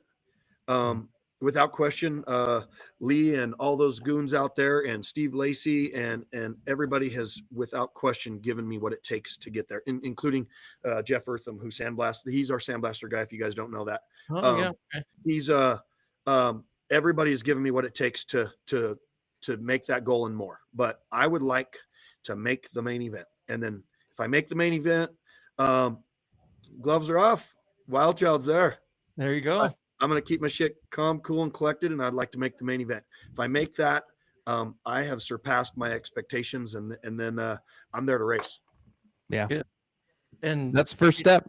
yeah. And comparing, we made that, we were trying to make the show for the modifieds earlier in the summer. It's hard. So I mean, that's a realistic goal for yourself, is make that main event, because when you got the 70 best drivers around you and you got to beat 50 of them to get into the show, you're better than average at that point. You are top 20. So Yeah, that's a realistic goal. And just this last week, and you guys know me, I'm pretty vocal on Facebook as far as thanking people, and even my bad days, you guys know me, I put it out there because I think it's important, because even with all of us fun, outspoken racers, you got bad days, and bad days suck. And you have good days, and those are great too. What it's taken to get to this spot is phenomenal. I mean, Yeah. I had to get the truck and trailer. I mean, Lee's given me his $150,000 truck and trailer to take there. That sounds great, man. Trailer brakes, pack the wheel bearings, the tires, make sure they're good enough, a hitch in the back, not tear stuff up while I'm borrowing it. Just this last week, I went to put the wing on there, and the wing, one of the wings I had was a dirt wing, substantially different than an asphalt wing. So right now, Justin's out in the paint booth right now. You go get paint. Paint's not what it used to be. You got $150 for a quart of god dang white paint, and then some white and gray. So, but I'm already this committed. You don't go backwards. Yeah. So, it's crazy what a show like this takes. Could I have went to Erie for a lot less? Yeah. I'm not going to, Erie brings the best too, but I'm going to race against potentially 70 of the baddest hoots in this country. And we're going to be prepared. Yep. And then it's all on me. So That's it's a lot. It's a lot. That's And, good. and even to the bandoleros, it's a lot. Yeah.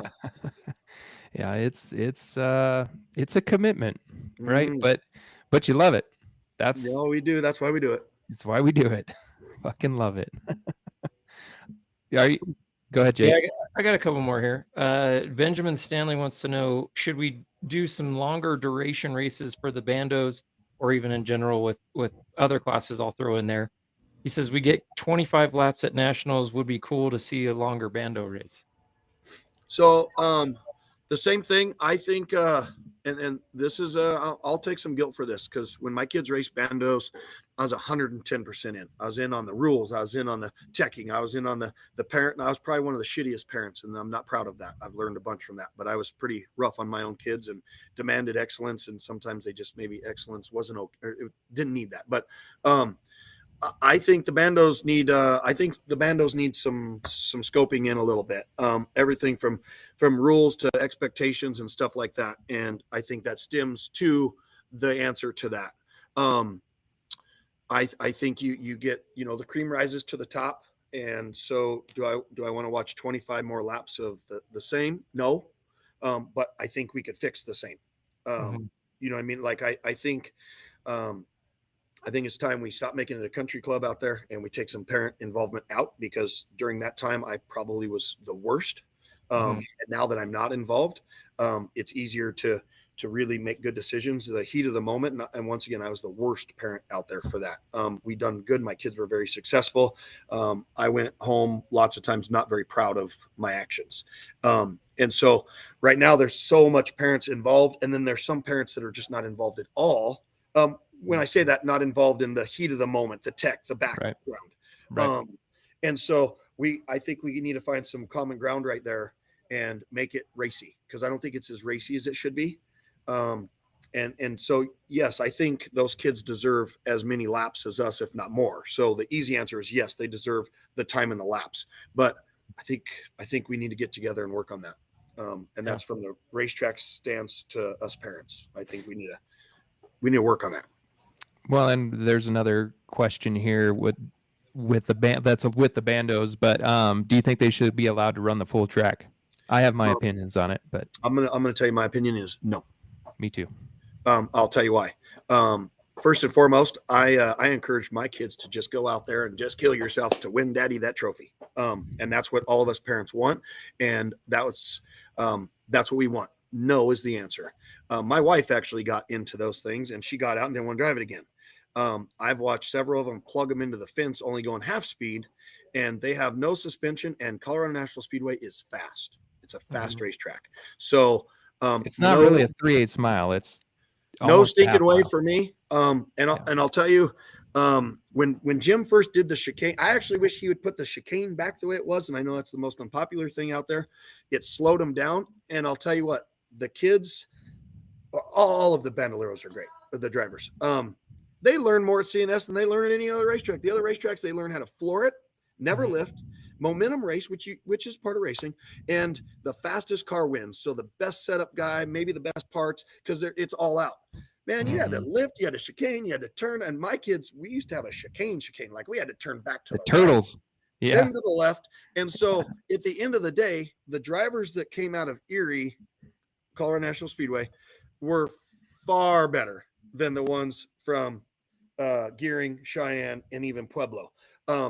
Just flat out, you like it or you don't like it. That's the way it worked, and that's the way it surfaced. So I encourage that little road coursey stuff more. It slows them down more. I don't think 8-year-olds need to go 62 miles an hour. There's some that can. There's some that should. I sent my kid out there to go faster because we didn't have a gear rule or a chip rule. So I'm a parent that can now think through the smart side of it from the backside.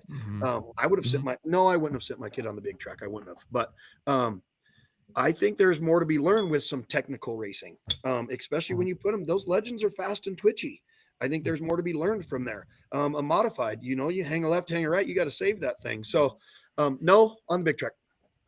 Yeah. No, I agree with you there, because and even the to your point, the setup that they have right now, it's just flat foot it and keep it straight.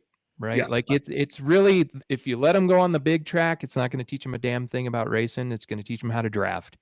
And to me, an 8-year-old or even a 12-year-old, because and not everybody has the luxury of traveling to different racetracks, right? Like this is the one place that they go to pretty consistently. And I just don't think it teaches them Right. anything. I It doesn't teach 'em. literally this last week, I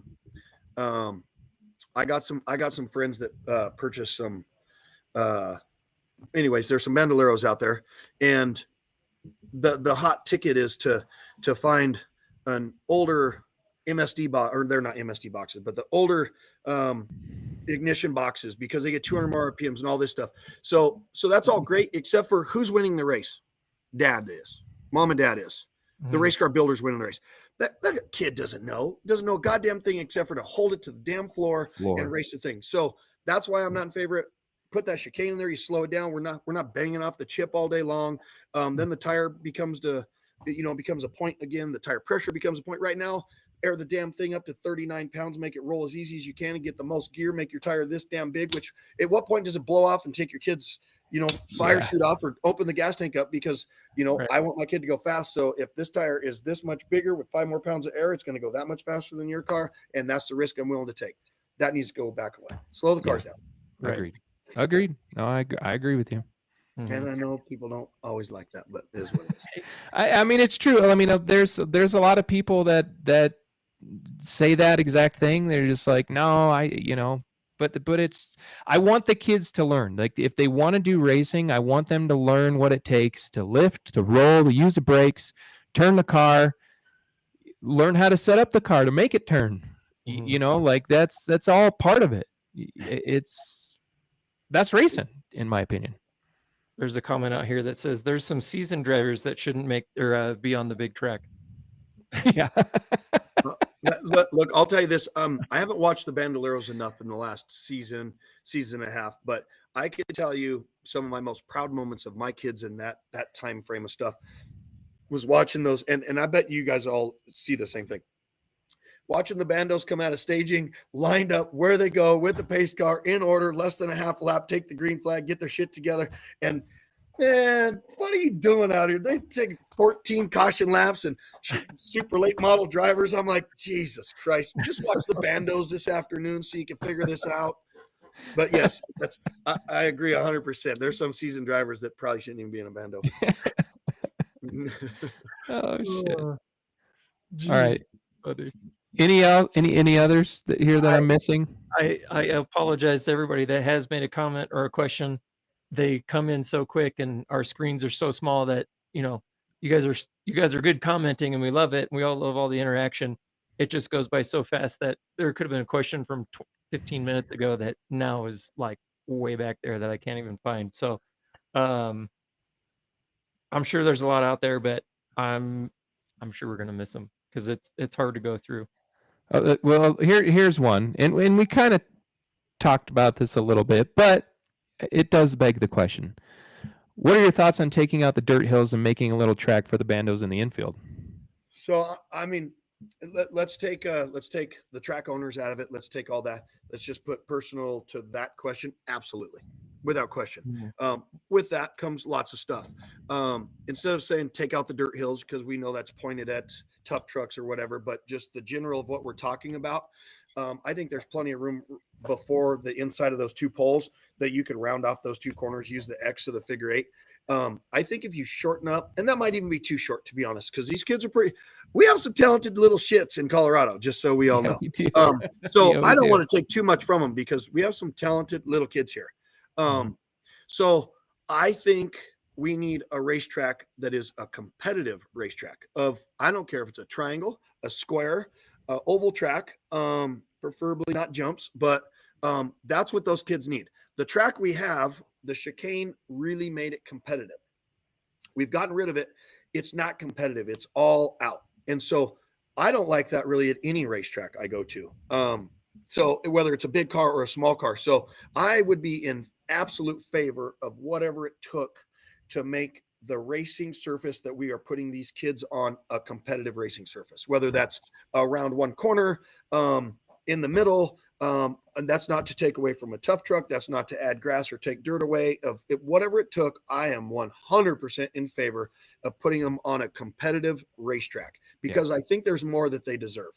Yeah. They deserve a goddamn caution flag when they get spun out and it wasn't their fault.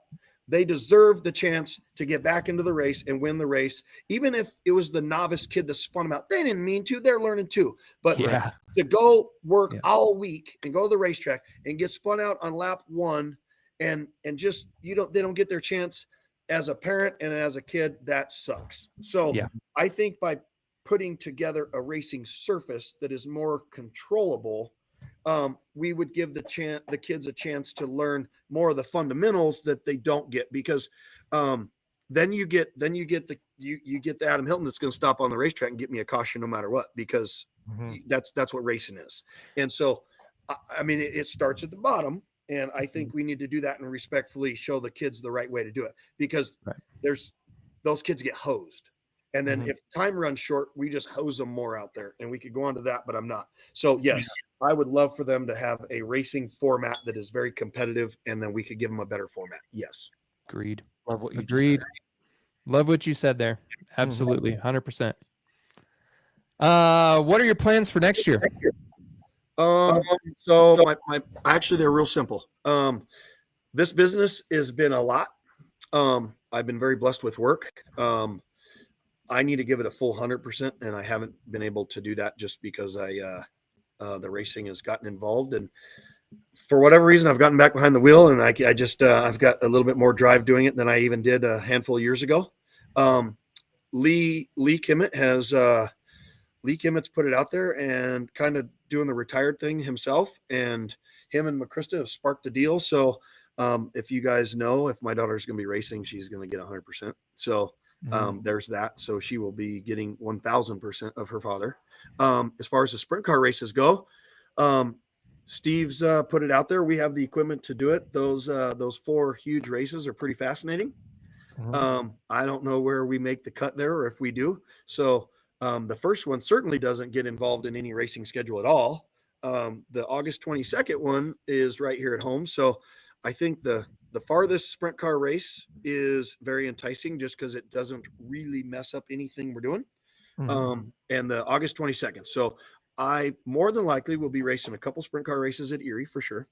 I got big dreams of maybe going to Florida to race one. The Michigan ones, if that would just have to be a perfect world because there's a lot that goes into all that. So my personal thing, I think a couple of sprint car races is for sure. Cool. McChrista's going to run a full deal on the late model, and just wait till you guys see it. It is going to be brand new. It is going to be hand built, and it is going to be one for the books. I can assure you that. I could assure you that. So that's what my racing plans are. As far as the super stock stuff goes, I am just baffled and blown away each day with the amount of cars that I have built. And when I say it's we, I got a big ass team, and you guys all know them. I brag about them all the time. I am blown away by the amount of cars we've built. I am blown away by how well they have done. It is a statement for myself, and I wouldn't want to do it in any other place than Colorado National Speedway. Watching that many cars show up is phenomenal. So I will be highly involved with the street stocks and pure stocks because I still think they are the foundation of race cars. I think they are very fundamental to learning how to drive, whether you're a pro or not a pro. So that's my involvement. Nice. That's what I'll be doing. Sounds like a fun year. Yeah, it's fun. It's already been fun, so it should get better. I can't imagine 5 flags in a sprint car. I seriously can't fathom the speed. I'll tell you. So I don't know how much more time we got. You guys know me. I could go on for days. So I went out and practiced last week on the sprint car, and I finally went fast enough, and so getting a text message from Aaron Willison after you practice is kind of fun. Usually I'm poking at him, and so he sends me a message that says, "Nice horsepower, eh?" And so hey. I'm like, "Hey," and I said, "Yeah," and so then boom, he calls me and just explaining to me what my car's doing, out of a minute and 34-second video that he watched. And the amount of knowledge that man has is phenomenal. And so helping me with that, but to get to what you're saying, he calls it winging over, where the air's physically pushing down on the car harder than the suspension takes, and how to address that and what to do. That's 3/8 mile on a dirty racetrack on old tires. It's shit. Damn. Mhm. 5 flags. I mean, what is that? That's how big is it? Half mile. Half mile. Banked half mile. Not as much as Winchester, but it's banked. So, yeah, that's the answer. Dude. I mean, it's just with a wing on it, right? Like, it'd be one thing if it had no wing on it, but the fact that they got a wing on the fucking thing and going around at those speeds is going to be nuts. Yeah. Absolutely nuts. Yeah.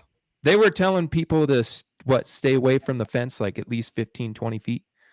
They wouldn't let the first 4 rows in turn 1 and 2 be filled with people at 5 So flags. have you seen a sprint car there, or?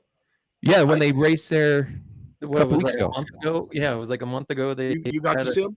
Yeah. Yeah, I sat and watched on the Flow Racing, and they had like the first like 10 or 15 rows.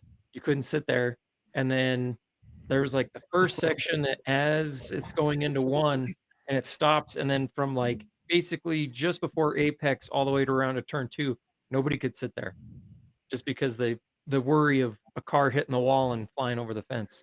Just go watch Bobby Santos's qualifying lap. Okay, around that place. So to back up, I sat and watched all the same races on the videos. I was asking if you guys had personally been there. Oh, been there. Oh, okay. No. Yeah. No, I watched it, and that was where I was referring to Bobby Santos, and just, I mean, damn, he's fast. Nuts. Yeah. So, absolutely nuts. I mean, they do it. Like I said, there's a part of you that's just gotta kind of be out there, I guess, to be honest, because there's some days I'm like, God damn, this thing's fast. And then when you're in there, I say this to my wife and kids and friends that are tight to me, most of these race cars, I get in there and I'm laughing, joking. When I have a spotter, I talk to them the whole time. We have fun. Like, I don't need a spotter. I race without mirrors and all that bullshit. I don't need any of that. Mhm. That sprint car consumes me. Like your concentration, you're not like, it consumes me. It's the first thing. And I think that's why I'm so in love with it. Like, it consumes my every racing emotion. You are invested in that race car from the time you start it. And I'm sure it gets easier with time, like any other race car, but every time I get in that car, my heart skips a beat. You're on your edge. It takes me 3 or 4 hot laps to come in and get rid of the excitement and get my adrenaline under control. And then I start doing better, but that thing controls me, man. That thing owns me, and I love it, but it's a lot. It's a lot. That's awesome. Man, I'm excited for you. That's going to be awesome. Yeah, it'll be fun. And you guys are leaving what day? Wednesday morning. We're going to do Wednesday morning, get there Wednesday evening, and then practice and stuff, because kids don't practice until late afternoon on Thursday. Yeah, we can't upload until Thursday anyway. Yeah, but we just want to go see it and watch everybody and watch the whole process. Yeah, I think we practice early on Thursday. I was trying to leave Tuesday. It's financially tough. It's a whole nother day of work. It's a whole nother day of shop closed. It's more. It's 2. Oh, my computer's acting up here. It's 2 more hotel rooms for the guys in the trucks. So as much as I would love to be there and relax a little earlier and kind of have that, I think we're just going to leave early Wednesday and get there and do what we do. Yeah, there you go. Absolutely. Well, man, I know we've been talking for about 2 hours now, and we really appreciate it. I know we've been needing to do this for quite some time, and appreciate you coming on and chit-chatting with us about all the different topics that we talk about off the podcast. Yeah. No, I just ending note. I love it. The reason I do reach out to you guys all the time is I think this platform is super good. I think you guys keep it very neutral with and still allow people to voice their opinions. I have a lot of opinions, as well, people know, but I think most people have the same amount of opinions as I do, and it's not easy to put them out there, and you put them out there in a text or a post, and then it goes AWOL and nothing gets of that. So being able to express them on here, especially as a guest, is fun, gives people different ideas. I think you get to know people on a different level on this show, which is 100%. fun. I mean, so I really appreciate the show more than you guys know. And you know, like I said, I also like to be the devil's advocate sometimes, because I think that's also needed, to express things without coming across negatively or even or over supporting it one way. So I much appreciate you guys doing this, and it takes a lot of time to do this each and every week. So I like it. We enjoy getting people on there. So that's it. Thank you guys very much. We're gonna get our car ready, and we'll see you in Vegas. Definitely. Thank Cool. you. Yeah, we Thank you, appreciate guys. it. Man. Yeah. Thanks, man. We appreciate it. All right, thank you. All right, buddy. See ya. There he goes, Mr. Adam Hilton. Yeah. Man. Like we said at the beginning of the show, we could just go on and on with Adam, and like he Which we said, normally could do. yeah, for hours. I mean, when we were in Winchester, I think it was like 9:30-ish when we met up with him on that Saturday night, and all of a sudden we looked and it's like, oh shit, it's like midnight. They're ready to Bars- close the freaking Bars restaurant. closing. Yeah, bars closing, get out. So you just sit there and you talk, and you just don't realize it until last second. You're like, oh shit, it's Well, 4 hours. the biggest thing about Adam is you get him on a topic and then he just kind of goes down a rabbit hole, and then that rabbit hole splits into 2 and then splits into 4 and splits into 6, and then there's multiple different conversations going on at like the It's like same time. spin-off show. You have a main idea, and then you have like all these characters, and then all of a sudden each character has its own movie or show. Yeah. Absolutely.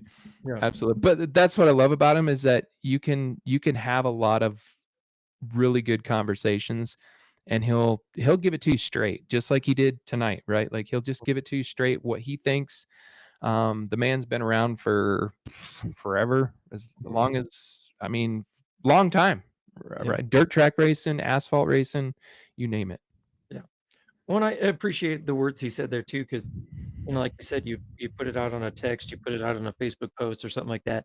You're never really truly knowing the meaning or the tone or the actions behind words, right? Until you kind of sit down and have a conversation with it. I could say one thing and have it mean 6 different things just from the way I say it, right? So, he put it perfectly, is that, coming on here and being able to put your opinion out there, and that's what this is. That's why we do this. It's not for money or anything that we do, because we don't make any money off this thing, at least not yet. We haven't reached the amount of followers that it would actually make any money, but we do this for the enjoyment and to let people see the other side of people that they would have never known. That's the biggest one, is I just like having these conversations and getting to know people on a different level, rather than just knowing who they are at the racetrack, and that's the only side of them you get to see, because there's so many different people that we've talked to in the past where you get one view of them, what they're like on the racetrack, but then they're a completely different person off the racetrack. And hopefully you all enjoy that. Continue to do things like this and get to know people and the drivers behind the helmet, and just have this open dialogue and be able to have some opinions, different opinions, know what people want to say and what they think, and and not have to criticize people for their opinion either. That's a big part of it. I mean, the minute you stop talking is when bad things happen, more or less. Is you get to have those conversations and carry and see what other people think. Exactly. It But brings the community get together in a way. we do have one thing we need to say. Congratulations to the JDR team: Jace Hansen, Mark Neff, Jim Egley, Kyle Shusho, Preston Peltier, all that crew on the championship for the Cars Tour West. Hell of a fucking race that was. Dude, that was fucking badass. That was so badass. And I know their goal was to win everything about the weekend, and I think they did it. They won. They got the pole. They were fast time in practice. He won the race, obviously, won the championship, and he led the most laps. So, I mean, literally everything you could win in that weekend, they won. Unless there was a hard charger award, we can't really win that. starting on a pole and winning, but you know, everything else about winning that race, they did it, and that's super proud of that group. And it didn't come easy. No, that last 8 laps was I was nervous for him. Like Yeah, me too. my skin, I was sweating watching that race. Yeah, me too. I was me and Nicole were sitting here watching it because funny story. We started watching the show Monster about Ed Gein, and Oh, we got into like one of the episodes, and she was like freaking out. She was like, "I can't watch this shit no more. This is insane." I'm like, "Okay, what do you want to watch?" He's like, "I don't care anything," and I'm like, "Oh, oh no, yeah, you said it. you said it. You said anything." You said anything. So I did. I was like, "We got to watch Chase win the championship," and yeah, that same thing. The last like 8 laps, man. Uh, holy cow! I mean, fantastic racing. I think that was one of the best races I've seen this year out of any form of racing that I've watched. I think that was the best race. To have the Harvicks, like both of them pressuring the hell out of you the last 8 laps, one false move and you're done. So yeah, I mean, hats off to him. Inaugural season for the Cars Tour West, and you go out and win the damn thing and have multiple wins and a championship under your belt. Right. I That's mean, awesome. yeah, to close out the season and then get ready for the snowball. It's Habs 5-0. Hell yeah, damn it. See, you know what? We just need to start having a show on every night that the Habs play because they all of a sudden just decide to wake up and play. Well, they tend to do that on the nights that we are actually like on the show. Exactly. They wake up and play really hard. Yes. But go ahead. Well, I do have one thing to say because I was talking to this person quite frequently over the weekend and last week. And I apologize to him for not announcing this, especially for his championship and the championship weekend in general for this class. But Mr. Jared Wall, he was going to try and come on, but schedule didn't work out. I saved this specifically because I finally see him actually watching and commenting. Congratulations on your last trains championship. He said 12 was enough, and he's going to move on. He's going to do a little, more figure eight stuff and try and get that modified out. Hopefully, I didn't spoil anything for him, but I know he said that he was going to try and get that modified back out and race with us a little bit more this next year. Plus help his son out a little bit more too in the figure eights. But he did officially retire. I didn't actually even hear about this until like recently, and it wasn't even just from him. But yeah, he retired, I guess, just in the middle of his interview at the track right after the trains championship. He was just like, you know what, 12's enough. I think I'm done. And so yeah, he's retiring. So congratulations to you, sir. I'm sorry we didn't give you your moment for that, but we did try to give you your moment tonight to be on the show. So We'll get him on. we'll get you on. But We'll there get was him a on. nickname that I forgot. He told me over the phone the other day. I was like, I'm totally calling you that. I can't remember right now. And I wish I was just going through my text messages with him. I thought it was on a text message, but it must Fail. I must have been on the phone with him and I totally forgot what it was. So if anybody's watching that knows this funny nickname for Jared, please let me know because I want to call him that on the show. Right.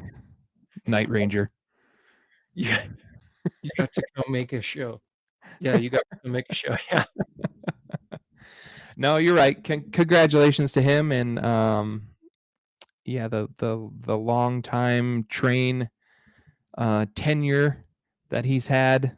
Definitely a namestay in that division, and like we were talking about with Adam, it sucks that we could possibly be losing a train, but congratulations to him because I mean Anybody that's that wants no to go easy tree feat. racing, there's one for sale. Yeah, there you go. I mean, So might as well. oh, So Batman. That's right. Batman. Batman. Mhm. That's right. What it was. I didn't know it was Batman. Yeah, I'm gonna call him that. That was the one I was talking to him about. Okay. Good to He's know. He's a Mr. Investigator, and I won't talk about what it was that we were investigating, but he's like a old man Bruce Wayne. Batman, Mr. Detective. Hey, if we could investigate and figure out what we were talking to him about, then hey, more power to him. But everybody, thank you again for tuning in to this week's episode of Hitting the Chip. We're gonna like I said, we're gonna keep going through the championship rounds. We're gonna try and get Brandon Newey on here. We're gonna reach out to him and see if you can get him in an interview for your late model champion, and just keep going through the rounds. There's a lot of divisions, so we got a lot of people to get in contact with and try and talk to. So I know that we didn't do a whole lot of interviews throughout the entire year, so that's why we kind of had this idea of interviewing all the track champions, is just to give you guys a little bit more insight to some of the people. And we have talked to some of the people that have won championships in the past, but I think around a second round with some of those guys would be a lot of fun. So yeah, this time around, since I know I hope he's still watching, but he was watching because he needed some brake fluid and he's just sitting in a car right now. But Mr. Chris Cox, hopefully we can get him. Maybe he needs to do the show at Uptown. Because the last time we had him on the show, his internet was so bad, the camera was so fuzzy, you couldn't even really see him. So maybe he just needs to stay at Uptown for the night, and we'll get him on the show, and that way we can actually see his face. buy him a cot, and he can just sleep in the back. Yeah, just sleep in the back.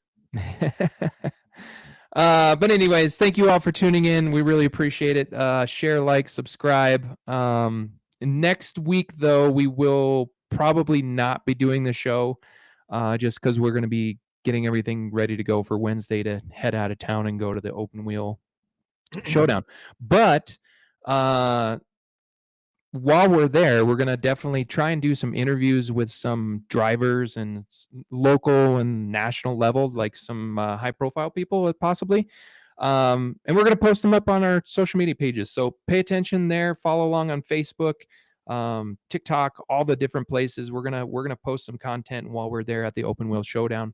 You never know who we're going to run into. So, follow along. And again, appreciate you all tuning in. That was a great episode. That was a lot of fun. Yeah. Same sentiment. Thank you for watching. Again, we do this for fun, and I had a ton of fun listening to Adam tonight. Again, he's been wanting to come on. We've been wanting to get him back on, and I mean, there was I think 75 people on at one point. So it's good that we're getting the exposure out for what we're doing, and hopefully people like what we're doing still, and we get more people involved because, like we're talking about, we're trying to get more people at CNS. We're also trying to get some more people on our show and recognizing our show as well. So thank you for the people that jumped on. Thank you all of the people that have supported us through the years. We're going to keep doing this. We're going to keep having fun with it. So great talking with Adam. He's a fun guy. Whether you love him or hate him, he's a realist and he'll set it to you straight and be honest. And if you don't like it, that's your problem. I like how honest he is, and he's still a good guy, I think. And yeah, he'll help you out if you need to. And, if you need a shirt, he'll take it right off his back and give it to you. I feel like. So great guy, funny as hell, and one hell of a shoot. So. All right. Well, with that being said, thanks for tuning in, and we will catch you guys in 2 weeks. So be sure to follow along on our pages. We'll let you guys know who we're going to interview next. Like I said, it might be Jared, it might be Brandon Newey, or Curtis, or somebody. So pay attention, and we'll let you guys know. So with that being said, one more thing. Everybody that is going out to the open wheel showdown, good luck. We will see you there. Yes, good luck. So thank you all again, and have a great night.